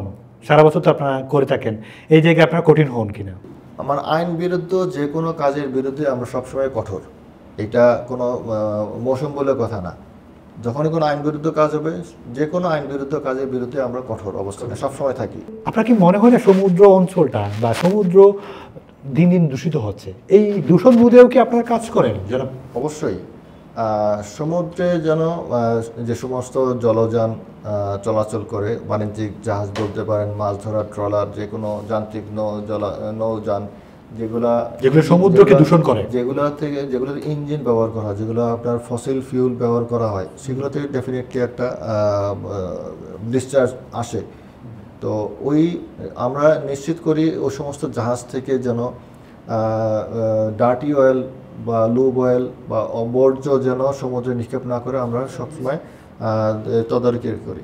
আচ্ছা, আপনারা জানেন যে চট্টগ্রাম বহির্নগরে বা চট্টগ্রাম পূর্বজন সংলগ্ন যে সামুদ্রিক এলাকা, সেখানে অসংখ্য বাণিজ্যিক জাহাজ, ফিশিং ট্রলার এবং ইঞ্জিন চালিত বিভিন্ন ধরনের বোট চলাচল করে, এবং ওই সমস্ত ইঞ্জিন চলার ফলে কিন্তু একটা ডিসচার্জ বের হয়, যেটাকে আমরা বলি ডার্টি লুব অয়েল বা ডার্টি অয়েল, স্লাজ, এগুলা বের হয়। তো কিছু প্রতিদিন সমুদ্রকে দূষণ করছে। মার্চেন্ট শিপের নিয়ম হচ্ছে এই সমস্ত দূষিত তেল কিন্তু সমুদ্রে যেন না ফেলে তাদের নিজস্ব প্রত্যেকটা জাহাজে প্ল্যান্ট থাকার কথা বা সংরক্ষণাগার থাকার কথা। কিছু কিছু ক্ষেত্রে দেখা যায় তারা বাংলাদেশের জলসীমানায় অবৈধভাবে অগোচরে ফেলে দেয়, তখন কিন্তু এটা পরিবেশের জন্য ব্যাপক ক্ষতির সম্মুখীন হই আর কি আমরা। এবং মানব সম্পদের জন্য একটু ক্ষতিকারক। অবশ্যই এই কোনো মার্চেন্ট শিপ বা ফিশিং ট্রলার বা দেশীয় ইঞ্জিন চালিত বোট যেন এই ধরনের কাজ করতে না পারে, আমরা কিন্তু আমাদের যে সাগরে যে চলমান টহলরত যে বোট বা জাহাজ আছে, প্রত্যেকটা জাহাজ নজরদারিতে রাখে। এবং একই সাথে আমাদের যে মার্পল আছে, মেরিটাইম পলিউশন যে একটা ধারা আছে, NX 1 থেকে 4 পর্যন্ত, একটু NX 1 থেকে 4 পর্যন্ত ধারা আছে। ওই ধারা অনুযায়ী আপনার তৈলজাতীয় বর্জ্য, ডোমেস্টিক বর্জ্য, কেমিক্যাল বর্জ্য কীভাবে কী প্রক্রিয়া করতে হবে সেই ধারাগুলোতে উল্লেখ আছে কিনা, এবং ওই ধারা অনুযায়ী মার্চেন্ট শিপগুলো তাদের বর্জ্যগুলো নিষ্কাশন করছে কিনা সেটা আমরা তদারকিতে রাখি। এখানে তো বিভিন্ন উপকূলীয় জায়গায় আমরা বেশ কিছু শিল্পনগর দেখতে পাই, তো তাদের বর্জ্যগুলোতে আপনার সমুদ্র ধ্বংস হচ্ছে না? অবশ্যই এই সমস্ত সমুদ্র উপকূল বা কর্ণফুলী নদী পার ঘেঁষে যে সমস্ত শিল্প কারখানাগুলো আছে, প্রত্যেকটা শিল্প কারখানাতে কিন্তু ইটিপি থাকার কথা, যেটার মাধ্যমে তাদের শিল্পে যে সমস্ত বর্জ্যগুলো পরিশোধিত করে রিসাইকেল করে অন্য জায়গায় নিয়ে যাবে, পানিতে ফেলার কথা। তো অনেক ক্ষেত্রে দেখা যায় যে সমস্ত মানে তাদের কারখানাগুলোতে ইটিপি প্লান্ট নাই, যে কারণে তারা কিন্তু আমাদের এই মানে এক্ষেত্রে আপনারা আবার উপকূলে এসে এই ব্যাপারেও আপনারা টহল বা নজরদারি রাখি। এরকম যদি আমরা পাই, সাথে সাথে আমরা পরিবেশ অধিদপ্তরকে জানাই, তারা যথাযথ ব্যবস্থা গ্রহণ করে ও সমস্ত শিল্প কারখানার বিরুদ্ধে। আমি একটু জানতে চাই, দুর্যোগকালীন সময়ে বা দুর্যোগের প্রস্তুতি মুহূর্তে বা জলোচ্ছ্বাসের বড় বড় প্রাকৃতিক দুর্যোগের প্রস্তুতি মুহূর্তে আপনারা কি করেন? এক কথায় দুর্যোগকালীন সময়ে কোস্টগার্ডের ভূমিকা নিয়ে জানতে চাই। বাংলাদেশের যে উপকূল এবং বাংলাদেশের যে ভৌগোলিক যে অবস্থান, দেখা যায় যে এই ভৌগোলিকগত অবস্থানের কারণে সমুদ্রে বঙ্গোপসাগরে যে সমস্ত ঘূর্ণিঝড় বা এরকম কোনো কিছু সৃষ্টি হয়, দেখা যায় যে ডাইভার্ট হয়ে বাংলাদেশের উপকূলীয় এলাকায় আসতে পড়ার এরকম অনেক ইতিহাস আছে। তো এই কারণে কিন্তু আমরা সবসময় প্রস্তুত থাকি যে কোনো প্রাকৃতিক দুর্যোগ মোকাবেলা করার জন্য। এজন্য আমরা 3 ভাবে প্রস্তুতি গ্রহণ করি: দুর্যোগ আসার আগে, দুর্যোগকালীন এবং দুর্যোগ পরবর্তী। তো দুর্যোগের যখন আমরা কোনো ঘূর্ণিঝড়ের কোনো সিগন্যাল পাই, তখন কিন্তু আমাদের কোস্টাল এরিয়াতে আমাদের লোকজন মাইকিং করে জেলেদেরকে সতর্ক করি। উপকূলীয় এলাকায় যারা বসবাস করে জেলে পল্লী, তাদেরকে আমরা সতর্ক করে জানাই যে ঝড় আসছে, তোমরা তোমাদের জানমালের হেফাজত করার জন্য নিরাপদ জায়গায় চলে যাও। যারা সমুদ্রে যে সমস্ত বোট যারা মাছ ধরায় নিয়োজিত ছিল তাদেরকে আমরা বিভিন্নভাবে জানানোর চেষ্টা করি যে ঝড় আসছে, তোমরা সেফ হারবারে চলে যাও। এইভাবে আমরা জেলে এবং জেলে পল্লী উপকূলীয় এলাকার লোকজনদেরকে আমরা সতর্ক করি ঝড় আসার আগে। ঝড় যখন চলে আসে তখন আরেকটা প্রস্তুতি আমরা ওদেরকে নিতে বলি যে যখন ঝড় চলে আসবে তখন কি করবে, তারা যেন নিজের জানমাল রক্ষা করার জন্য খাবার, শুষ্ক খাবার যেন তাদের সাথে রাখে এবং শুষ্ক পানি যেন তাদের পরিষ্কার বিশুদ্ধ পানি সাগর থেকে উপকূলে চলে আসার জন্য আপনারা থাকা দেন নির্দেশ। এবং ঝড় যখন চলে যায়, ঝড় প্রাকৃতিক দুর্যোগ পরবর্তীকালীন যে জানমালে যে ক্ষতি হয়, আমাদের পূর্ব প্রস্তুতির কারণে কিন্তু যে মানুষের জানমাল অনেকাংশে কমে যায়। তারপরে কিছু কিছু মানুষ আছে যারা তাদের ভিটে বাড়ি ছেড়ে সরে যেতে চায় না, বা ঝড়ের কারণে হয়তো আসলেই ক্ষতিগ্রস্ত হয়ে যায়। তখন কিন্তু আমরা দুর্যোগ পরবর্তীকালীন আমাদের বিভিন্ন জাহাজ আমরা রেডি রাখি, জনবল রেডি রাখি, পর্যাপ্ত আমাদের যতটুকু সামর্থ্য কোলায় ত্রাণ সামগ্রী নিয়ে আমরা ওই ঝড় বিধ্বস্ত এলাকায় আমরা ত্রাণ সামগ্রী বিতরণ করি, মেডিকেল ক্যাম্পেইন পরিচালনা করি, ডাক্তার দিয়ে তাদেরকে আমরা সেবা শুশ্রূষার ব্যবস্থা করি। এক্ষেত্রে শাহীন মজিদ, আমরা তো আসলে সড়ক দুর্ঘটনা দেখি, আসলে অনেক সময় দেখা যায় সাগরেও দুর্ঘটনা হতে দেখি, আসলে ট্রলার ডুবে দেখি, আমরা জাহাজ ডুবে দেখি। এক্ষেত্রে ট্রলারের ক্ষেত্রে জেলেদের ডুবে যেতেও দেখি বা উদ্ধার করতে হয় আপনাদের, যারা সাধারণ মানুষ আছে, যাত্রী আছে, তাদেরও উদ্ধার করতে হয়। এইসব কাজগুলোও তো আপনারা করে থাকেন। যেটা বললাম যে প্রত্যেকটা জলযান সমুদ্র উপযোগী কিনা বা সাগরে চলার মতো উপযোগী কিনা এটা নিশ্চিত করে সরকারের বিভিন্ন সংস্থা আছে যারা সিওরদিনেস বা সমুদ্র চলার উপযোগী কিনা এটা সরকারের অন্য সংস্থাগুলো এটা সার্টিফাই করে। তারপরে দেখা যায় যে কিছু সড়ক পথে যে বিআরটি কাজ করে সার্টিফাই, প্রিন্সিপাল মার্কেন্টাইল এমএমডি যেটা বলে mercantile marine department, BIWTI, DG shipping, এই সমস্ত সরকারি সংস্থাগুলো কিন্তু তাদের লাইসেন্স দেওয়া, ফিটনেস দেওয়া, এই সমস্ত কাজগুলো করে থাকে। আমাদের কাজ হচ্ছে তারা ওই সমস্ত প্রক্রিয়া এসে সাগরে এসছে কিনা সেটা চেক করা, তাদের জাহাজে জীবন রক্ষাকারী সরঞ্জামাদি আছে কিনা, যোগাযোগ যন্ত্রপাতি আছে কিনা, অগ্নি নিরাপত্তা ব্যবস্থা আছে কিনা, এগুলো ঠিকভাবে আছে কিনা, সর্বোপরি তাদের ফিটনেস সার্টিফিকেট আছে কিনা, এগুলো আমরা প্রতিনিয়ত বিভিন্ন মোবাইল কোর্টের মাধ্যমে বা আমরা নিজেরা বোর্ড করে পরীক্ষা করি আর কি। যদি কোনো ট্রলার বা এরকম জাহাজ যদি ডুবে যায় সেক্ষেত্রে উদ্ধারের কার্যক্রমটা আপনারা কীভাবে সম্পাদন করেন? সবকিছু কখনো তো এরকম দুর্ঘটনা ঘটেই, তখন আমরা আমাদের যেটা বললাম যে সাগরে কিন্তু আমাদের প্রতিনিয়ত জাহাজ, বোট টহলে থাকে। যখনই কোনো এরকম কোনো দুর্ঘটনার পতিত আমরা ইমিডিয়েটলি আমাদের সমুদ্রে যে সাগরে যে জাহাজ টহলরত ছিল তাকে প্রথমে ওখানে পাঠানোর চেষ্টা করি। যদি নাপত্তা না করে তাহলে আমরা আমাদের বেস থেকে স্পিড বোট পাঠাই যত দ্রুত সম্ভব ওই দুর্ঘটনা কবলিত স্থানে পৌঁছানোর জন্য, এবং যারা পানিতে পড়ে যায় তাদেরকে যত দ্রুত সম্ভব তাদেরকে উদ্ধার করার জন্য। কিছুদিন আগেও আপনারা হয়তো জানতে পারবেন যে সম্ভবত ভাসানচরের অদূরে একটা ফিশিং ট্রলার ডাকাতির কবলে পড়েছিল এবং তাদের ইঞ্জিন নষ্ট হয়ে যাওয়ার কারণে প্রায় 12 দিন তারা ভাসমান অবস্থায় ছিল। এটা সাম্প্রতিক সময় প্রায় 2 তারিখে গত বছর কিন্তু উদ্ধারকারী বোট পাঠিয়ে তাদেরকে মানে ইঞ্জিন রেকটিফাই করে তাদেরকে আমরা ভাসানচরে নিয়ে আসতে সক্ষম হয়েছি এবং পরবর্তীতে ভাসানচর থেকে তারা তাদের ডেস্টিনেশনে চলে যেতে সক্ষম হয়েছে। এক্ষেত্রে মানে নদী রক্ষা, মানে সাগর রক্ষা, পাশাপাশি উপকূলীয় অঞ্চলকে রক্ষা করার জন্য তো বিভিন্ন সংস্থা কাজ করার জন্য নৌ পুলিশ আছে বা নৌবাহিনী আছে, এবং বন্দর যেটা আমাদের রাষ্ট্রের খুবই গুরুত্বপূর্ণ একটা সম্পদ, এই বন্দরের বিভিন্ন সংস্থাও কাজ করে এই সমুদ্রকে রক্ষা করার ক্ষেত্রে বা উপকূলীয় অঞ্চলকে রক্ষা করার জন্য। তাদের সাথে সমন্বয় করে বাংলাদেশ কোস্ট গার্ড বা আপনার পূর্ব অঞ্চল জোন কীভাবে কাজ করে জনাব শাহীন মজিদ? তাদের যে সমস্ত আমাদের উপর যে সমস্ত দায়িত্বাবলী আছে সেগুলো তো আমরা করছি। কিছু কিছু ক্ষেত্রে তাদের আমরা নেভির সাথে, নৌবাহিনীর সাথে, কারণ আপনাদের কাজের সাথে অন্যান্য বাহিনীরও কাজে একটু মিল আছে, যেমন নৌ পুলিশ কাজ করে, নৌবাহিনীও একই কাজগুলো করে, তাদের সাথে মিল আছে, তাদেরকে অবশ্যই আমরা অনবোর্ড আমাদের সাথে। আপনাকে মনে হয় না নৌবাহিনী প্লাস নৌ পুলিশ বা বন্দরের বিভিন্ন যারা পানিতে থাকে বিভিন্ন সংস্থায় কাজ করে, তাদের কাজে অনেক আপনার সাথে মিলে যাচ্ছে? মিল আছে, বাট তাদেরও কিছু সীমাবদ্ধতা আছে, আমাদের নিজস্ব কিছু সীমাবদ্ধতা আছে। মানে আপনার শক্তি বা তাদের শক্তি একত্র করে আপনার সমন্বয় করে ক্ষমতাগুলো আমরা সমন্বয়ের মাধ্যমে সমষ্টিগতভাবে যখন আমরা মাঠে নামি তখন এটার এফেক্টটা আরো অনেক বেশি, কারণ সবাই তো রাষ্ট্রের প্রতিষ্ঠান, সবাই রাষ্ট্রের প্রতিষ্ঠান এবং সবাই দেশের জনগণের সেবা, আমরা হচ্ছে দেশের জনগণের সেবা। এই বন্দর রক্ষায় আসলে তো আমরা দেখি যে আপনার সমুদ্রপৃষ্ঠের রক্ষায় কাজ করেন উপকূলীয় অঞ্চল, পাশাপাশি একটি গুরুত্বপূর্ণ বন্দর আপনার জোনে পড়েছে আপনার অঞ্চলেই, সেই জায়গায় এই চট্টগ্রাম বন্দরকে রক্ষায় মূলত আপনারা কি করেন? চট্টগ্রাম বন্দরের বহির্নোঙরে অবস্থিত জাহাজ সময় নিরাপত্তা রক্ষায় আমরা কোস্টগার্ড প্রতিষ্ঠার সূচনা লগ্ন থেকে কিন্তু আমরা ওতপ্রোতভাবে নিরাপত্তা প্রদান করে আসছি।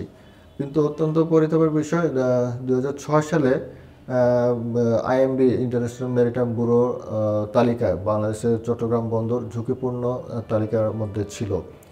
তার এই 2006-এর পর থেকে কোস্টগার্ডের নিরবিচ্ছিন্ন অভিযান ছিচকে চোরদের বিরুদ্ধে এবং ক্রমাগত আমাদের প্রেজেন্সের কারণে এই ঝুঁকি তালিকা থেকে 2021 সালে আপনার চট্টগ্রাম বন্দর ঝুঁকি তালিকা থেকে নিরাপদ বন্দরের তালিকায় উঠতে সক্ষম হয়েছে। এই 15টা বছর কিন্তু আমাদের লেগেছে এই একটা চট্টগ্রাম বন্দরকে ঝুঁকি তালিকা থেকে আপনার নিরাপদ বন্দরে স্থানান্তর করে নিয়ে আসতে, এবং এটাই কিন্তু আন্তর্জাতিক মহলে চট্টগ্রাম বন্দরের গুরুত্ব এবং সুনাম কিন্তু আগের চেয়ে অনেক বৃদ্ধি পেয়েছে। গত 24-25 অর্থ বছরে কিন্তু আমাদের প্রচেষ্টার ফলে বাণিজ্যিক জাহাজে যে ছিচকে চুরি হতো বা নিরাপত্তা প্রদানের মাধ্যমে প্রায় 5,000 কোটি টাকা সমপরিমাণ অর্থ আপনার। আপনি 4টা জোনের কথা বললেন, সেই জোনের মধ্যে কিন্তু চট্টগ্রাম বন্দর নেই, বাট আপনার জোনের কিন্তু চট্টগ্রাম বন্দর আছে, এবং সেই ক্ষেত্রে আপনার জন্য এটা চ্যালেঞ্জ মনে করেন কিনা?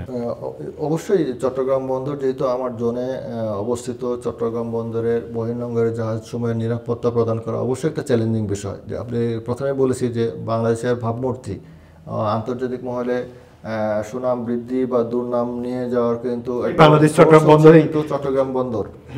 চট্টগ্রাম বন্দরে কোনো বিদেশি জাহাজে যদি কোনো ছিচকে চুরি বা অনাকাঙ্ক্ষিত কোনো ঘটনা ঘটে, সেটা দায়ভার কিন্তু আলটিমেটলি চট্টগ্রাম বন্দর বা আমাদের উপরে চলে আসে যে বন্দর সেফ না। তো তখন কিন্তু মানে জিনিসটা খুব দেশের জন্য খারাপ। তো এটা যেন না হয়, বন্দরের নিরাপত্তা নিশ্চিত করার জন্য আমরা রাত দিন 24 ঘন্টা জাহাজ বলেন বোট বলেন আমরা কন্টিনিউয়াস এই কাজে ব্যস্ত যেন বাংলাদেশ। আবারও আসি একটু উপকূলীয় জনগণের ব্যাপারটা নিয়ে চলে আসি, যেহেতু আপনার কাজ সমুদ্র কেন্দ্র করে বা উপকূলীয় অঞ্চলকে কেন্দ্র করে, তো তাদেরকে জানমাল রক্ষার্থে বলেন, তাদের সামাজিক কর্মকাণ্ডকে আরও সুন্দর করার জন্য উপকূলীয় অঞ্চলকে কোস্টগার্ড কি করে বা তাদেরকে নিয়ে কি কাজটুকু করে? আমাদের কর্মক্ষেত্র সমুদ্র এবং উপকূলীয় এলাকায় হলেও উপকূলে তো আমাদের জনগণই তো বাস করে, এবং তারাই কিন্তু বিভিন্ন কারণে অকারণে এই সমস্ত প্রাকৃতিক দুর্যোগ বলেন বা অবৈধ কাজ বলেন এগুলোর সাথে জড়িয়ে পড়ে। অবৈধ মাছ ধরা, মাদক পাচার, মানব পাচার, এই সমস্ত কাজে তারা জড়িয়ে পড়ে।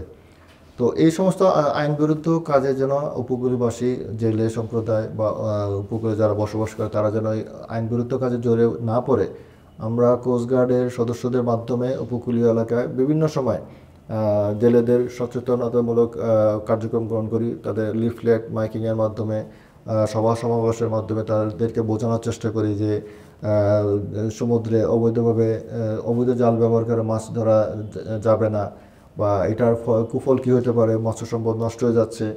এইভাবে আমরা জেলে সম্প্রদায়কে উদ্বুদ্ধ করার চেষ্টা করি তারা যেন অবৈধভাবে মাছ না ধরে।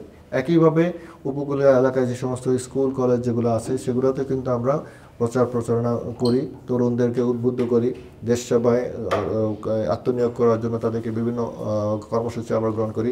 কিছুদিন আগেও কিন্তু আমরা সেন্ট মার্টিনে সপ্তাহব্যাপী আমরা একটা কর্মসূচি পালন করেছিলাম, যেখানে মাদকের ব্যবহার, প্রাকৃতিক দুর্যোগে কী করতে হবে এবং অগ্নি নির্বাপনে কী করতে হবে, এক সপ্তাহব্যাপী আমরা একটা কর্মসূচি পালন করেছিলাম।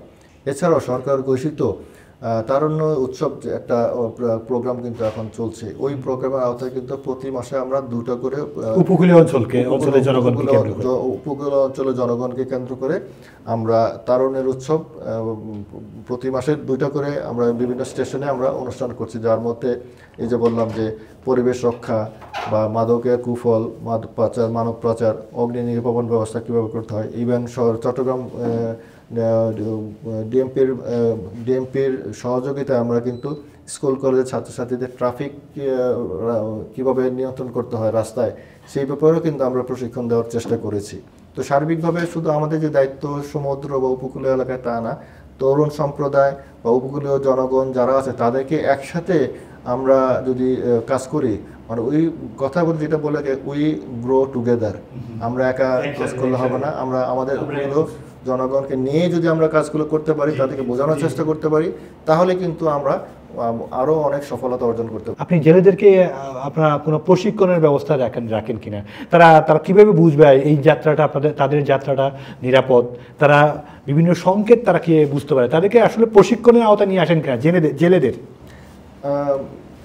জেলেদেরকে প্রশিক্ষণ দেওয়ার জন্য কিন্তু আমরা উপকূলীয় এলাকায় যে সমস্ত আমাদের স্টেশন আউটপোস্টগুলো আছে তাদের মাধ্যমে কিন্তু আমাদের স্টেশনে তাদেরকে বিভিন্ন প্রশিক্ষণের ব্যবস্থা দিয়ে থাকি, যে কখন সাগরে যেতে হবে বা সাগরে যদি ঝড় পতিত হয় তখন কীভাবে জীবন রক্ষা করতে হবে, বা যোগাযোগ কীভাবে স্থাপন করতে হবে, কত দূরে উপকূল থেকে কত দূরে গেলে তাদের জন্য নিরাপদ হবে মাছ ধরার জন্য, বা দুর্ঘটনা পতিত হলে কীভাবে তার অন্য কোনো কোস্টগার্ডের জাহাজ বলেন বা অন্য বোর্ডের সাথে কীভাবে যোগাযোগ করতে হবে। এইভাবে নানানভাবে আমরা প্রশিক্ষণ দেওয়ার চেষ্টা করি যেন লাইফ সেভিং যেটা বলে জীবন রক্ষা করা যতটুকু সম্ভব তারা যেন জীবন রক্ষা করতে পারে সমুদ্রে, সেদিক দিকে আমরা প্রশিক্ষণ পেয়েছি। যেভাবে আপনারা নিরাপদ যাত্রার জন্য নিরাপদ সংকেতগুলো বুঝিয়ে দেন, সেসব তারা আসলে মেনে চলে কিনা, আবার আপনারা ফলো আপ করে কিনা পরবর্তীতে? আমরা প্রশিক্ষণ দেই এবং এটা ডেফিনেটলি তারা কিছু না কিছু আমরা পজিটিভ রেজাল্ট অবশ্যই পাই।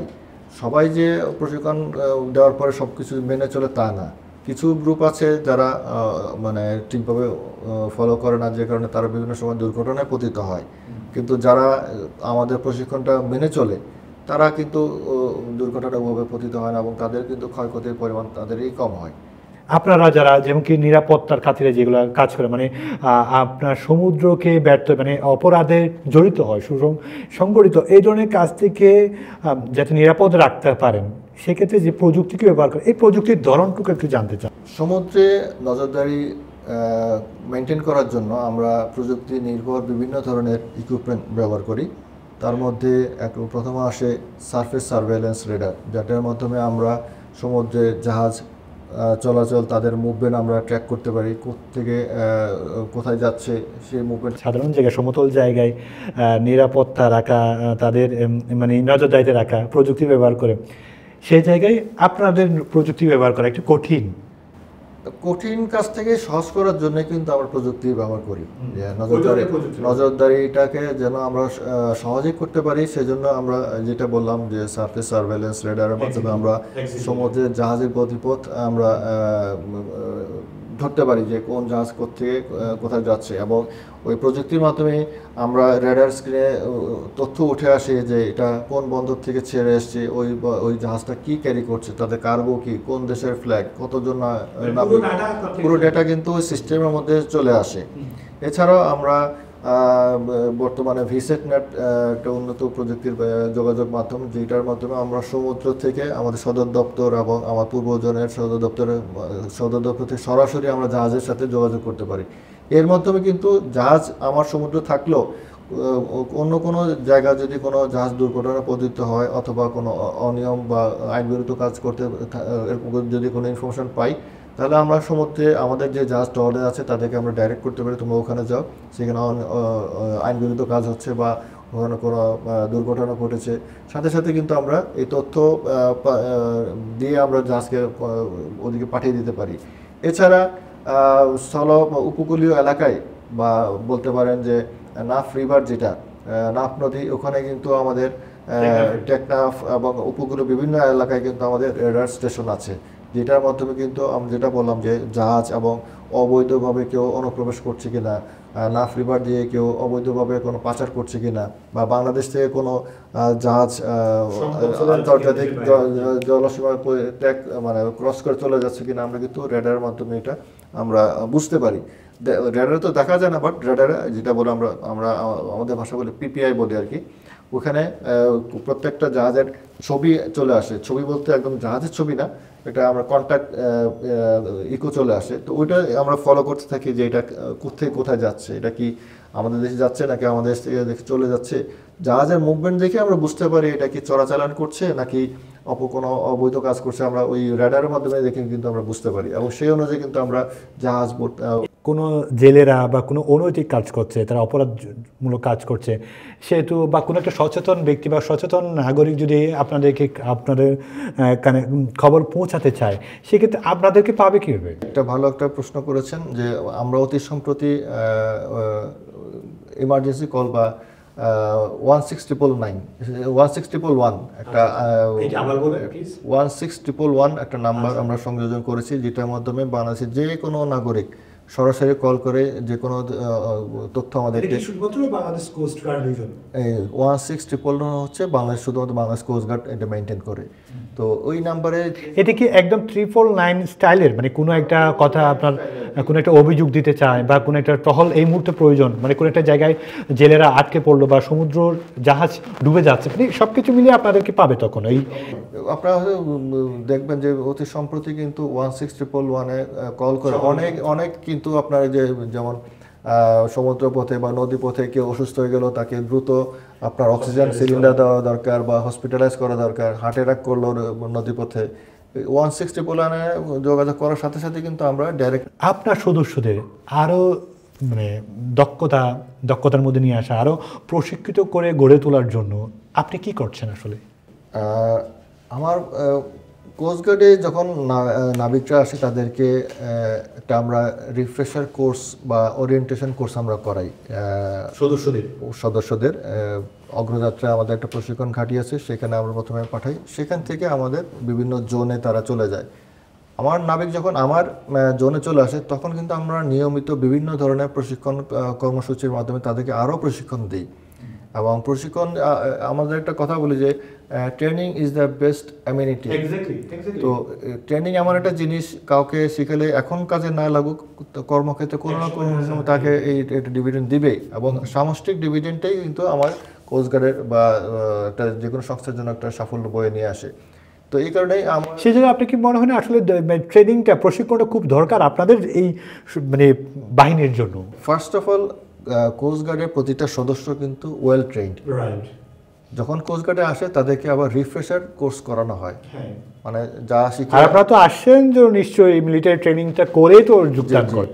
এছাড়াও কিন্তু আমাদের কোস্টগার্ড রিলেটেড যে সমস্ত প্রশিক্ষণ দরকার সেগুলো কিন্তু আমরা বিভিন্ন পর্যায়ে যার যখন যেটা প্রয়োজন সেইভাবে আমরা তাদেরকে বিভিন্ন সব প্রশিক্ষণ দিচ্ছি। যেমন VBSS ট্রেনিং করাচ্ছি, তারপরে KRF টিম কীভাবে ডেপ্লয় করতে হবে, অস্ত্র কীভাবে আরও সমুদ্রে কীভাবে আমরা ব্যবহার করব, সাংকেতিক চিহ্নগুলো কীভাবে ইউজ করব, সেগুলো কিন্তু আমরা প্রশিক্ষণ দিচ্ছি। তারপর ক্লোজ কোয়ার্টার ব্যাটেল কীভাবে করতে হবে, এই প্রশিক্ষণগুলো কিন্তু এখানে আসার পরে আমরা উন্নত করে দিচ্ছি। এটা হচ্ছে আমাদের ইনহাউস প্রশিক্ষণ ব্যবস্থা। এছাড়াও কিন্তু আমরা দেশে এবং বিদেশেও আন্তর্জাতিকভাবেও কিন্তু আমরা আমাদের নাবিকদের ও কর্মকর্তাদের বিভিন্ন সময় প্রশিক্ষণের জন্য পাঠাচ্ছি, যেন তারা আরও প্রশিক্ষিত হয়ে আমাদের কোস্টগার্ডকে আরও সমৃদ্ধশালী করে নিতে পারে। আপনার সদস্যদেরকে আরও অনুপ্রেরণামূলক করে তোলার জন্য, আরও মনোবল চাঙ্গা করার জন্য আপনার কোনো আলাদা কোনো পদ্ধতি বা আপনি আলাদাভাবে কোনো কিছু করেন কিনা তাদের জন্য? আমার নাবিকদেরকে বা আমাদের কোস্টগার্ডের পূর্বজনের সদস্যদেরকে আমরা তো বিভিন্ন সময় বিভিন্ন প্রশিক্ষণ দেওয়ার ব্যবস্থা করি। এছাড়াও তাদের নৈতিকতা এবং নেতৃত্বের গুণাবলী যেন আরও সুদৃঢ়ভাবে করতে পারে বা প্রকাশ করতে পারে, সেই জন্য তাদেরকে আমরা বিভিন্ন সময় বিভিন্ন দায়িত্ব দেই, যেন তারা এই কাজটাকে কাজ না মনে করে দায়িত্ব মনে করে। যখন সে দায়িত্ব মনে করবে তখন তার নেতৃত্বের গুণাবলী কিন্তু অটোমেটিক তাকে তার মনের মতো এটা চলে আসে যে আমাকে ওই পরিমাণ লেভেলে নিজেকে আত্মনিয়োগ করতে হবে যেন আমি আমার দায়িত্বটা দায়িত্ব থেকে আমার মতে নেতৃত্ব গুণাবলীটা যেন আরো আনন্দ পাবে বা একটু উৎসাহ পাবে বা অনুপ্রেরণা পাবে বা একটু স্বস্তি পাবে এতগুলো কাজের ভিড়ে, এই ধরনের কোনো আয়োজন আপনি রাখেন কি? অবশ্যই যে আমরা এই যে নানাবিধ কাজ করার পাশাপাশি নাবিকদের মনোবল ধরে রাখার জন্য, তাদের ইচ্ছাশক্তি ধরে রাখার জন্য বিভিন্ন সময় বিভিন্ন ধরনের খেলাধুলা বলেন, সাংস্কৃতিক অনুষ্ঠান বলেন, এগুলো আমরা টাইম টু টাইম করে থাকি এবং তারা স্বতঃস্ফূর্তভাবে এইসব প্রোগ্রামে পার্টিসিপেট। আপনার প্রতিটা সদস্য আসলে কী রকম মনে হয়? আপনি আপনার দৃষ্টিতে একজন স্যারের কাছে আপনার সদস্য, আপনার তাদের যাদেরকে নিয়ে আপনি কাজ করেন তাদেরকে নিয়ে একটা লাইন যদি বলতেন আপনি, তারা কীভাবে, তারা কেমন? এক বাক্যে যদি বলতে চান, কোস্টগার্ডের সদস্যরা হচ্ছে পূর্বজনের সদস্য। আমার যারা পূর্বজনের সদস্য তারা হচ্ছে ডেডিকেটেড, হওয়া উচিত এবং তাদের এই সবচেয়ে বড় চ্যালেঞ্জিং একটা ব্যাপার জানেন শাহিন মজিদ, আপনার আওতায় 4টি জুনের কথা বলেন, আপনার জুনটা খুবই ব্যতিক্রম এবং খুব চ্যালেঞ্জিং জুন এবং এটা খুব আকর্ষণীয় জুন, যেহেতু চট্টগ্রাম বন্দর আছে। কিন্তু আমি যেটা বলছিলাম যে ডেডিকেশন, তারা সবাই প্রশিক্ষিত, কিন্তু কারোর মধ্যে যদি সেই ডেডিকেশন লেভেলটা না থাকে, আমরা যেটা বললাম 24/7 আমরা ডিউটিতে লোকজন নিয়োজিত থাকে, বিভিন্ন ধরনের চাপ, মানসিক শারীরিক বিভিন্ন চাপ থাকে, কিন্তু তাদের মধ্যে এই শত ব্যস্ততা কাজের চাপের মধ্যেও কিন্তু আমার লোকজন কাজ করে যাচ্ছে এবং বিভিন্ন অভিযানে, বিভিন্ন অনুসন্ধানে, বিভিন্ন কার্যক্রমে তারা সাফল্য নিয়ে আসছে। এই সবটাই সম্ভব হচ্ছে শুধুমাত্র আমার কোস্টগার্ডের পূর্বজনের সদস্যদের মানে দৃঢ় মনোবল এবং ডেডিকেশনের জন্য। আমাকে এইটা অর্জন করতেই হবে, এটা আমার দায়িত্ব। আমরা এটাতে আশাবাদী হলাম একজন বসের মুখ থেকে আমরা তার সদস্যদের নিয়ে এত সুন্দর একটা কথা শুনতে পেলাম। আপনাদেরকে আসলে তো আমরা কোস্টগার্ডে কি কোনো নারী সদস্য আছে জানাব শাহিন মজিদ? বাংলাদেশ কোস্টগার্ডে নারী সদস্যদের অংশগ্রহণ কিন্তু দিন দিন বৃদ্ধি পাচ্ছে। কোস্টগার্ডে আছে এবং কোস্টগার্ডে উল্লেখযোগ্য সংখ্যক নারী কর্মকর্তা আছেন এবং আমার পূর্বজনেই কিন্তু বেশ কয়েকজন নারী কর্মকর্তা আছেন যারা চিকিৎসা ক্ষেত্রে গুরুত্বপূর্ণ ভূমিকা পালন করছেন। আমার নাবিকদের পরিবারের চিকিৎসার জন্য গুরুত্বপূর্ণ ভূমিকা পালন করছেন। এছাড়াও তারা উপকূলীয় অঞ্চলে বিভিন্ন মেডিকেল ক্যাম্পেইন পরিচালনা করেন, উপকূলীয় জনগণের খুব কাছ থেকে তাদেরকে সেবা শুশ্রূষা দেওয়ার চেষ্টা করেন। এছাড়াও আরও অন্যান্য নারী সদস্য যারা আছেন তারা আমাদের প্রশাসন বলেন, আইন শৃঙ্খলা বলেন, বিভিন্ন কাজে তারা তাদের দক্ষতার পরিচয় দিয়ে কিন্তু কোস্টগার্ড পূর্বজনে তাদের পেশাগত দক্ষতা প্রকাশ করছেন এবং দিন দিন এই তাদের গুণাবলীর মাধ্যমে, প্রকাশের মাধ্যমে, তাদের দক্ষতার মাধ্যমে কিন্তু পুরুষদের পাশাপাশি নারী সদস্যরা কিন্তু সমভাবে তাদের যোগ্যতার মাপকাঠি যেটা বলেন যোগ্যতা দিয়ে যাচ্ছে এবং কোস্টগার্ডের ভাবমূর্তিকে আরও উজ্জ্বল করে তুলছেন। আপনি কি চ্যালেঞ্জ মোকাবেলা করে যাচ্ছেন প্রতিনিয়ত জানাব শাহিন মজিদ?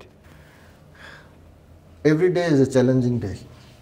প্রতিদিন আমাকে প্রতিনিয়ত বিভিন্ন চ্যালেঞ্জ ফেস করতে হয় এবং এই সমস্ত চ্যালেঞ্জগুলো কিন্তু আমার এই যেটা বললাম ডেডিকেটেড সদস্য তারাই কিন্তু এই চ্যালেঞ্জগুলো মোকাবেলা করে কোস্টগার্ড পূর্বজনের সুনাম ধরে রেখেছে এবং প্রতিদিন তারা সুনাম এক কথা আপনার প্রশিক্ষিত জনবল থাকার কারণে একটা আপনি স্বস্তি পাচ্ছি। বাট তারপর কিছু চ্যালেঞ্জিং বিষয় অবশ্যই আছে, যেমন চট্টগ্রাম বহির্নোঙরে যে ছিচকে চুরিগুলো হওয়ার প্রবণতা আছে সেটা দমিয়ে রাখা, এটা একটা বড় চ্যালেঞ্জ। কোনো কারণে যদি একটা ফাঁক পুকুর দিয়ে একটা জাহাজে ছিচকে চুরি হয়ে যায়, এটা আমার জন্য একটা বড় চ্যালেঞ্জ। কখন কি হয়ে গেল, আমাকে সবসময় একটা তটস্থ থাকতে হয় এবং সতর্ক থাকতে হয় যেন এই অকারেস্টে যেন না হয়। তো এটা একটা বড় চ্যালেঞ্জ আমার জন্য, যে এই চ্যালেঞ্জের সাথে কিন্তু দেশের সুনাম জড়িত। তো এটা আমার জন্য বড় একটা চ্যালেঞ্জ না, যদিও বা তাদেরকে আমরা মেনশন করি আসলে তারা ছোটোখাটো বলে আমরা ছিচকে চুর বলি, বাট আমরা কিন্তু গণমাধ্যম বিভিন্ন পত্রপত্রিকা দেখি তাদেরকে জলদস্যু বলে তাদেরকে নাম দেওয়া হয়। এই যে প্রথমে কিন্তু বলে জলদস্যু, এটা যে ব্যাপকতা, এটা তো একটা আন্তর্জাতিক স্বীকৃত একটা অপরাধ। এটা মানে ইন্টারন্যাশনাল, যেটা শাব্দিক ভাষায় বলে পাইরেসি বা পাইরেট এবং পাইরেসি একটা বিশাল একটা ব্যাপক একটা কিন্তু ডেফিনেশন। সেই তুলনায় কিন্তু ওরা যেটা করে সেটা জাস্ট পেটি থেফট। আমরা বেশ কিছু আন্তর্জাতিক সমুদ্রে কিন্তু এরকম জলদস্যুদের উপস্থিতি আমরা দেখতে পাই। সেই জায়গায় আপনার জুনের কথা বলি, আপনার জুন বঙ্গোপসাগরে বলেন বা আপনার জুন তো এত ছোটো না, ওই একটু বড় একটা এলাকা, এই জায়গায় কোনো জলদস্যু ধরা পড়েছে এই মুহূর্তে, মানে দেশের হোক, আমাদের দেশীয় হোক বা দেশের বাইরে হোক? আমার জানা মতে চট্টগ্রাম বন্দরের বহির্নোঙরে এই ধরনের কোনো পাইরেসির ঘটনা কখনোই ঘটেনি।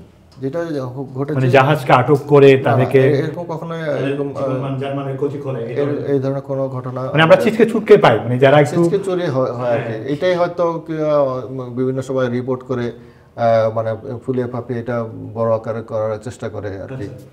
তো যেটা বললাম যে 2021 সালের পর থেকে কিন্তু এই ছিটকে চুরির ঘটনা কিন্তু বাংলাদেশের মানে চট্টগ্রাম বন্দর বহির্নোঙরে এটা আমরা তো চাই যে ছিটকে চুরটাও না থাকুক। তো এই যেটা বললাম আমরা প্রতিনিয়ত বিভিন্ন অপারেশন। এই ছিটকে চুরটা কোথায় খারাই করে, মানে ট্রলারেই করে, মানে যারা জেলেদের একটা গোষ্ঠী করে নাকি তারা খারাপ আসলে তাদেরকে তাদের পরিচয়টা যদি বলেন। এরা হচ্ছে যেটা বললাম কুতুবদিয়া থেকে পার্কি বিচ পর্যন্ত যে এলাকা, এই এলাকাটাই হচ্ছে আপনার যারা তাদের মানে যুগ যুগ ধরে তাদের পেশাটাই এরকম। তারা চিত্রকূটটা কাদের, মানে জাহাজে করে নাকি আসলে দর্শনার্থী পার্কি বিচের কথা বললেন? না, তারা ওই যে বাণিজ্যিক জাহাজগুলোতে করে, বাণিজ্যিক জাহাজ বা ট্রলারে তো করে না। ট্রলারে খুব একটা করে না, এরকম আর এরকম কোনো আমি তথ্য পাইনি। সেক্ষেত্রে আপনারা যখন খবর পান, এই যে খবর তো অবশ্যই পান, যেহেতু কোনো চিজকুচুর মানে কোনো একটা জাহাজ আহত হলে তো আপনার খবরটা সর্বপ্রথম পান, সেক্ষেত্রে আপনারা তড়িৎ গতিতে গিয়ে কী ব্যবস্থা নেন চিজকুচুরের বিরুদ্ধে? আমরা ইমিডিয়েটলি ওই জাহাজের বোর্ডিং অপারেশন কন্ডাক্ট করাই, যে তাদের কি চুরি হয়েছে না হয়েছে বা কখন হইলো, এই সত্যতা যাচাই করার একটা প্রয়োজনীয়তা আছে যে আদৌ ওই জাহাজে ছিটকে চুরি হয়েছে কি না, নাকি ওই জাহাজের যারা ক্রু, যারা ওয়াচম্যান, তারা কি মানে যোগ সাজস এই কাজটা করেছে কিনা, এটা আমরা সত্যতা যাচাইয়ের চেষ্টা করি প্রথমে। যদি এরকম দেখে যায় এরকম আদতেই কিছু চুরি হয়েছে, তাহলে আমরা চেষ্টা করি ওই ছিটকে যারা চুরি করেছে তাদেরকে ধরার জন্য, এবং ওই মালামাল যারা যে কটা মালামাল চুরি করেছে তারা উদ্ধার করে ওই জাহাজকে ফেরত দেওয়ার চেষ্টা করি, যাতে তারাও যেন স্বস্তি ফিল করে, যেন আমাদের উপস্থিতির কারণে তারা তাদের মাল ফিরে পেয়েছে।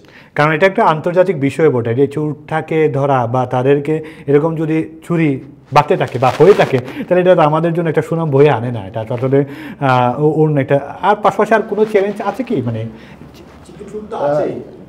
আরও কিছু চ্যালেঞ্জ আছে, যেমন আন্তর্জাতিক জলসীমায় অনুপ্রবেশ করে পার্শ্ববর্তী দেশ থেকে বা আরও অন্য দেশ থেকেও দেখা যায় যে অনেক সময় অবৈধভাবে ফিশিং ট্রলার চলে আসে, যেহেতু বঙ্গোপসাগর কিন্তু মৎস্য সম্পদের দিক থেকে অনেক একটা উর্বর একটা জায়গা এবং প্রচুর মাছ আছে এখানে। তো সেই সুযোগে অনেক সময় বিদেশি ট্রলার আন্তর্জাতিক জলসীমা অতিক্রম করে আমাদের জলসীমায় চলে আসে এবং তারা অবৈধভাবে মাছ ধরার চেষ্টা করে, এটা একটা চ্যালেঞ্জ। আবার যেটা বললাম প্রাকৃতিক দুর্যোগের সময় এবং দুর্যোগ পরবর্তীতে জানমালের হেফাজত করা, তাদেরকে রক্ষা করা, এবং দুর্যোগ পরবর্তীকালীন সময়ে তাদেরকে মানে ইমিডিয়েট যে একটা সাপোর্ট দরকার, সেটা চিকিৎসার সাপোর্ট হোক, ত্রাণ সহায়তা হোক বা জীবন রক্ষাকারী কোনো কাজ হোক, এটা কিন্তু সঠিক সময়ে সঠিক জায়গায় পৌঁছানো কিন্তু একটা বড় চ্যালেঞ্জ।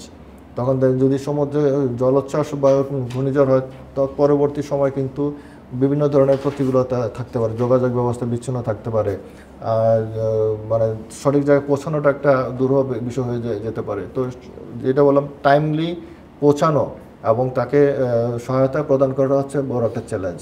আমি যদি কারেক্ট টাইমে যদি তাকে হেল্পই করতে না পারি, তাহলে দেখা তার জীবন হতে পারে। তো সঠিক সময়ে পৌঁছানো, সঠিক ত্রাণটা তাকে দেওয়া, তার জীবন রক্ষা করা কিন্তু এটা আমাদের জন্য একটা চ্যালেঞ্জ। আন্তর্জাতিক জলসীমা নিয়ে আপনি একটু কথা বলেছিলেন, আসলে এটা লঙ্ঘন হচ্ছে কিনা। এই যে আন্তর্জাতিক জলসীমা মানে সংলগ্ন এলাকাগুলোতে আপনি আসলে কোনো সমস্যা দেখতে পান কিনা জনাব শাহীন মজিদ? আমরা কোস্টগার্ডের সমুদ্রে উপস্থিতির কারণে অনুপ্রবেশের যে একটা প্রচলিত ব্যাপার ছিল, সেটা অনেকাংশে কমে গিয়েছে প্রথমত। তারপরে যে সমস্ত মাঝে মাঝে দু একটা অনুপ্রবেশ ঘটে, সেটা কিন্তু আমরা আমাদের প্রযুক্তিগত ডিভাইস এবং ইকুইপমেন্ট ব্যবহার করে, রেডার, সার্ভেলেন্স রেডার ব্যবহার করে কিন্তু আমরা তাদেরকে তৎক্ষণাৎ পিন পয়েন্টেড কোথায় আছে তারা আমরা নির্ধারণ করতে পারছি, এবং সেই অনুযায়ী কিন্তু আমরা ব্যবস্থা গ্রহণ করছি, তারা দ্রুত চলে যায়। বা ওইসব এলাকাতে, সংলগ্ন এলাকাগুলোতে আপনি কোনো সমস্যা দেখতে পান কিনা? আসলে আমরা খুব একটা বেশি সমস্যা ফেস করি না, আর যদি এরকম পাই আমরা আইনানুগ ব্যবস্থা গ্রহণ করার চেষ্টা করি। যদি আমাদের লয়ের মধ্যে যদি তারা পড়ে যায়, তাহলে কিন্তু আমরা তাদের বিরুদ্ধে আইনগত ব্যবস্থা গ্রহণ করার চেষ্টা করি। হ্যাঁ, একটু গুরুত্বপূর্ণ প্রশ্ন করতে চাই আপনাকে জনাব শাহিন মজিদ। আসলে তো পুরো বাংলাদেশে একটু সংস্কার চলছে, আধুনিকায়ন হচ্ছে, একটা জায়গা সম্প্রসারণ হচ্ছে, বিভিন্ন সংস্থা আমরা দেখতে পাচ্ছি। সেই জায়গায় এই সম্প্রসারণ, আধুনিকায়ন হওয়া, একটু ডিজিটালাইজ হওয়া, এই ছোঁয়াটা কি আসলে বাংলাদেশ কোস্ট গার্ড পূর্ব জোনে আসলে লেগেছে কিনা? অবশ্যই বাংলাদেশ কোস্ট গার্ড প্রতিষ্ঠিত হয়েছে বা আরও আধুনিকায়ন করার কোনো পরিকল্পনা আছে কিনা আপনার নেতৃত্বে? ৯৫ সালে কোস্ট গার্ডের যাত্রা শুরুর পর থেকে আজকে ২০২৫ প্রায় ৩০ বছর হয়ে গেছে। ইনিশিয়ালি যাত্রা শুরু করেছিল 4টা ছোট নৌবাহিনী থেকে 4টা জাহাজের মাধ্যমে। সেখানে বর্তমানে আমাদের 4টা অফশোর পেট্রোল ভেসেল, 10-এর অধিক আইপিবি, এইচপিবি আছে এবং অসংখ্য আমাদের স্পিড বোট আছে, যেগুলো স্টেট অফ দ্য আর্ট আপনার প্রযুক্তিগত দিক থেকে। টেকনোলজিক্যাল ডেভেলপমেন্ট এবং উন্নয়নের কিন্তু কোনো সীমা নাই, বাট এটা ডিপেন্ড করে আমরা কতটুকু সাপোর্ট পাচ্ছি সরকার থেকে এবং আমাদের যে ফোর্সেস যে গোল আছে, আমাদের কোস্টগার্ড যে কোস্টগার্ড ডেভেলপমেন্ট গোল 2030, এটাকে সামনে রেখে কিন্তু আমরা আমাদের কোস্টগার্ডকে ধাপে ধাপে উন্নত করার। আপনারা জানেন যে কোস্টগার্ডের যাত্রা শুরু হয়েছে 1995 সালে, আজকে 2025। এই 30 বছরে কিন্তু কোস্টগার্ডের ব্যাপক উন্নতি সাধিত হয়েছে। কোস্টগার্ড 1995 সালে কোস্টগার্ড যাত্রা শুরু করে মাত্র 4টা জাহাজ দিয়ে, তাও বাংলাদেশ নৌবাহিনী থেকে 4টা জাহাজ নিয়ে। আজকে বর্তমানে 4টা অফশোর পেট্রোল ভেসেল আছে আমাদের, প্রায় 15টার মতো ইনশোর পেট্রোল ভেসেল এবং প্রায় 40-60-এর অধিক বিভিন্ন ধরনের স্পিড বোট আছে, যেগুলো আপনার প্রযুক্তির মানে হাইলি ডেভেলপড প্রযুক্তি আমাদের এখানে বোটগুলোতে সংযোজিত আছে। তো সরকারের সদিচ্ছায় এবং আমাদের যে কোস্টগার্ড ডেভেলপমেন্ট প্রজেক্ট 2030, সেটাকে সামনে রেখে কিন্তু প্রতি বছর আমরা ধাপে ধাপে ধাপে আমরা কোস্টগার্ড পরিবর্তন করছি এবং তারই অংশ হিসাবে কিন্তু কোস্টগার্ড পূর্বজন ওই তারই আসলে আধুনিকায়ন হওয়া বা সরকারের একটা গুরুত্বপূর্ণ দৃষ্টি এই কোস্টগার্ডের উপর থাকা খুব দরকার।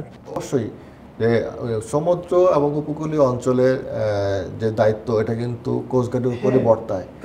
গুরুত্বপূর্ণ রাষ্ট্র, খুবই গুরুত্বপূর্ণ সরকার কিন্তু এই সমুদ্র কেন্দ্রিক, সমুদ্রের আশপাশে কোস্টগার্ডের কাজ এবং নৌবাহিনীর কাজ কিন্তু অনেকাংশে একটা পার্থক্য আছে।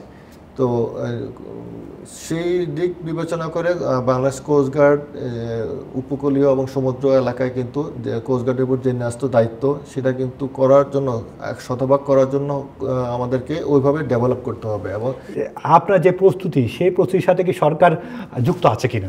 সরকারের দৃষ্টিভঙ্গি কিন্তু অনেক পাল্টেছে।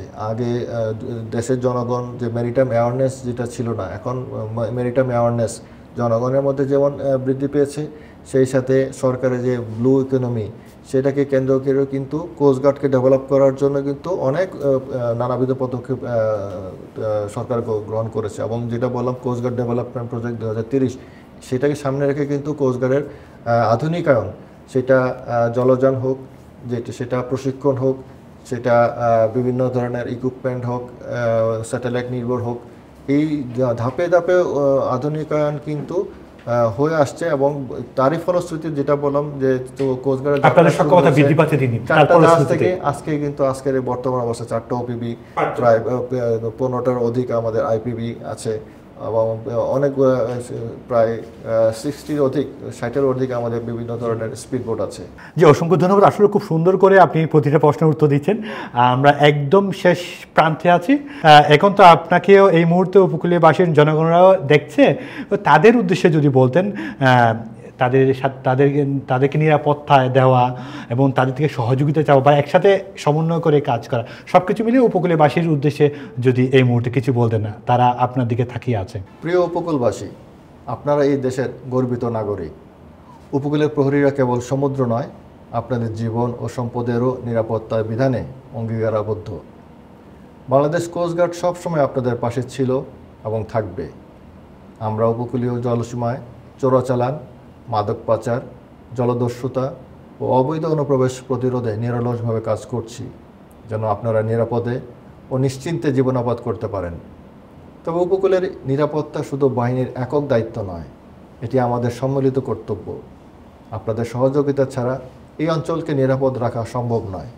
তাই যদি কখনো কোনো সন্দেহজনক নৌযান অপরিচিত ব্যক্তি বা বিপজ্জনক কিছু লক্ষ্য করেন, দয়া করে নিকটবর্তী কোস্টগার্ড স্টেশন অথবা জরুরি সেবা নাম্বার 16111 এ যোগাযোগ করুন। আপনার একটি ফোন কল অনেক বড় বিপদ ঠেকাতে পারে। আমরা প্রতিজ্ঞাবদ্ধ উপকূলের প্রতিটি মানুষ যেন নিরাপদে থাকেন, প্রতিটি পরিবার যেন শান্তিতে বসবাস করতে পারে। চলুন নিরাপত্তা ও উন্নয়নের এই অভিযানে আমরা একসঙ্গে পথ চলি। একদম শেষ প্রশ্ন দিয়ে শেষ করতে চাই জনাব শাহীন মজিদ। আসলে আমরা তো দেখি বিভিন্ন বাহিনীতে বা বিভিন্ন সরকারি যেসব প্রতিষ্ঠান আছে, রাষ্ট্রের যে প্রতিষ্ঠান আছে, আমাদের ছাত্ররা বা যারা চাকরির প্রত্যাশী আছে তারা চাকরি করতে চায়, যেমন কি সেনাবাহিনী বলেন, পুলিশ বলেন, নৌবাহিনী বলেন, বিমান বাহিনী বলেন। সেক্ষেত্রে কোস্ট গার্ডের দিকে যারা আপনার তরুণরা যারা মানে পরীক্ষায় পাশ করে শিক্ষা জীবন শেষ করে যাতে আপনাদের এই প্রতিষ্ঠানকে বেছে নেবে, তাদের উদ্দেশ্যে যদি বা তারা কেন বেছে নেবে বা তাদের উদ্দেশ্যে যদি আপনার যারা তরুণরা আছে তাদের উদ্দেশ্যে যদি আপনার এই মুহূর্তে তারাও দেখছে আপনাকে, তাদের উদ্দেশ্যে যদি আপনার কোনো কথা থাকে যাতে তারা নিঃসংকোচে বা নিঃসন্দেহে এই সুন্দর একটা বাহিনীতে যুক্ত হতে পারে।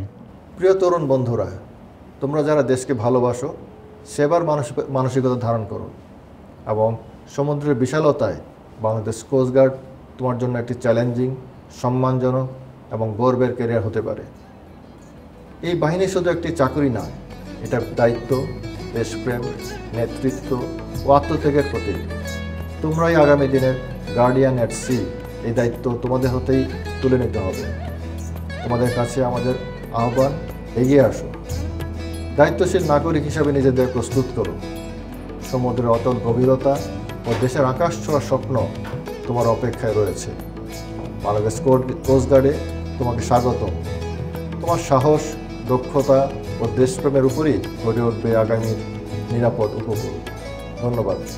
অসংখ্য ধন্যবাদ। আসলে বাংলাদেশ নদীমাতৃক দেশ, এটা খুব ছোটো, এই আসলে সীমিত সম্পদ দিয়ে এত বিশাল একটা জলরাশি, একটা সমুদ্র রক্ষা করতে হয়, আপনাদের অনেক চ্যালেঞ্জ মোকাবেলা করতে হয় প্রতিদিন। আসলে তো আপনাদের মানে চতুর্মুখী কাজ, শুধুমাত্র একটা নির্দিষ্ট জায়গাতে নয়, নানান কাজে ব্যস্ত থাকতে হয়। সেই ব্যস্তময় সময় থেকে এটিএন বাংলাকে সময় দিয়েছেন। এটিএন বাংলার পরিবারের পক্ষ থেকে আপনাকে অসংখ্য ধন্যবাদ।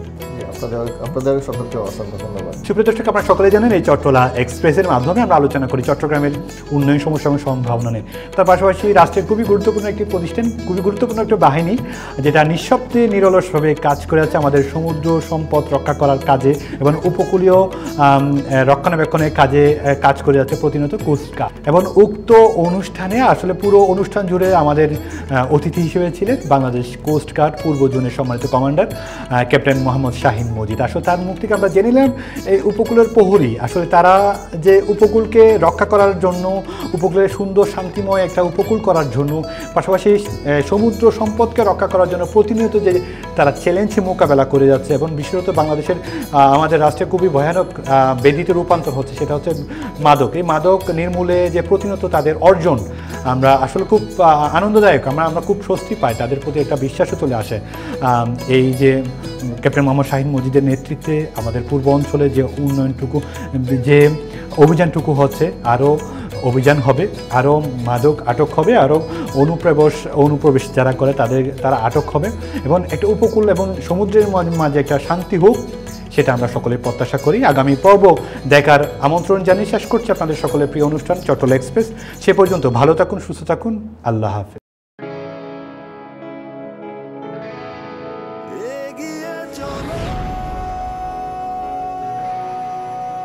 পাল্টে যাচ্ছে প্রতিদিন, জলে কিংবা স্থলে, প্রবল সম্ভাবনায়, ঊর্ধ্বপানে, নির্ভাবনায়।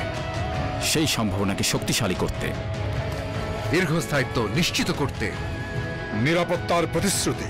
HM Steel Expert। HM Expert B500 CWR। স্বাধীনতার সুবর্ণ জয়ন্তীতে নতুন বাংলাদেশ গড়ার প্রত্যয়ে এলো HM স্টিল। অভিজ্ঞ কর্মী বাহিনী, প্রতি স্তরে যত্ন। HM steel expert B500 CWR। স্বাধীনতা এনেছি, স্বাধীনতা রাখবই, শক্ত হাতে গড়ব দেশ। দৃঢ়, মজবুত, শক্তিতে অটুট। HM steel. Spell magic. MAGIC I see magic.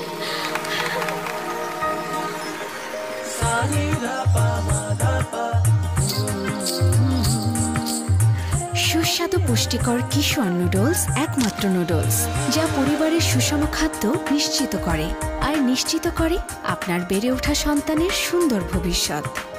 Kishore noodles, mom's magic.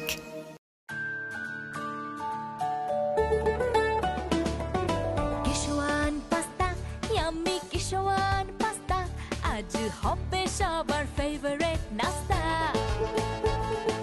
Kishwan pasta প্রতিদিন চাই, হেলদি টেস্টি মজা করে খাই। Kishwan pasta macaroni, It's tasty, fantastic and yummy. মায়েদের আস্থা Kishwan pasta. Kishwan muffin cake.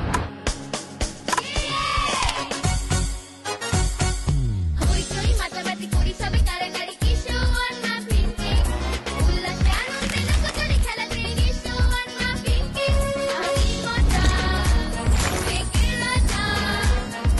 কিশোয়ান muffin cake, কিশোয়ান muffin cake, খাও মাস্তিতে হারিয়ে যাও। কিশোয়ান মাফিন এগিয়ে চলো,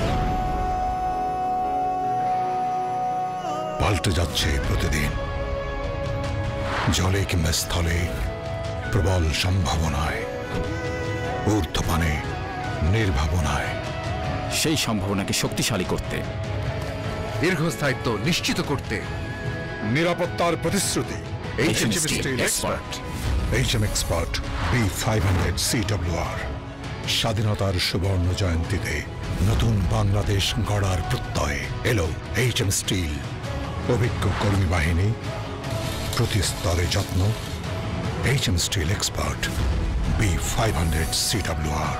স্বাধীনতা এনেছি, স্বাধীনতা রাখবই, শক্ত হাতে গড়বো দেশ। দৃঢ়, মজবুত, শক্তিতে অটুট। HM steel. Spell magic. MAGIC magic.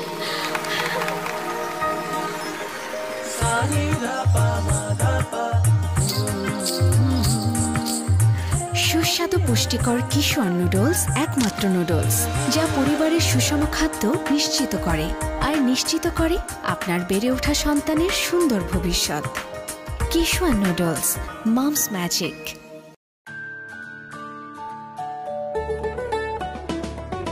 কিশোয়ান pasta, yummy Kishwan pasta, আজ হবে সবার ফেভারিট নাস্তা।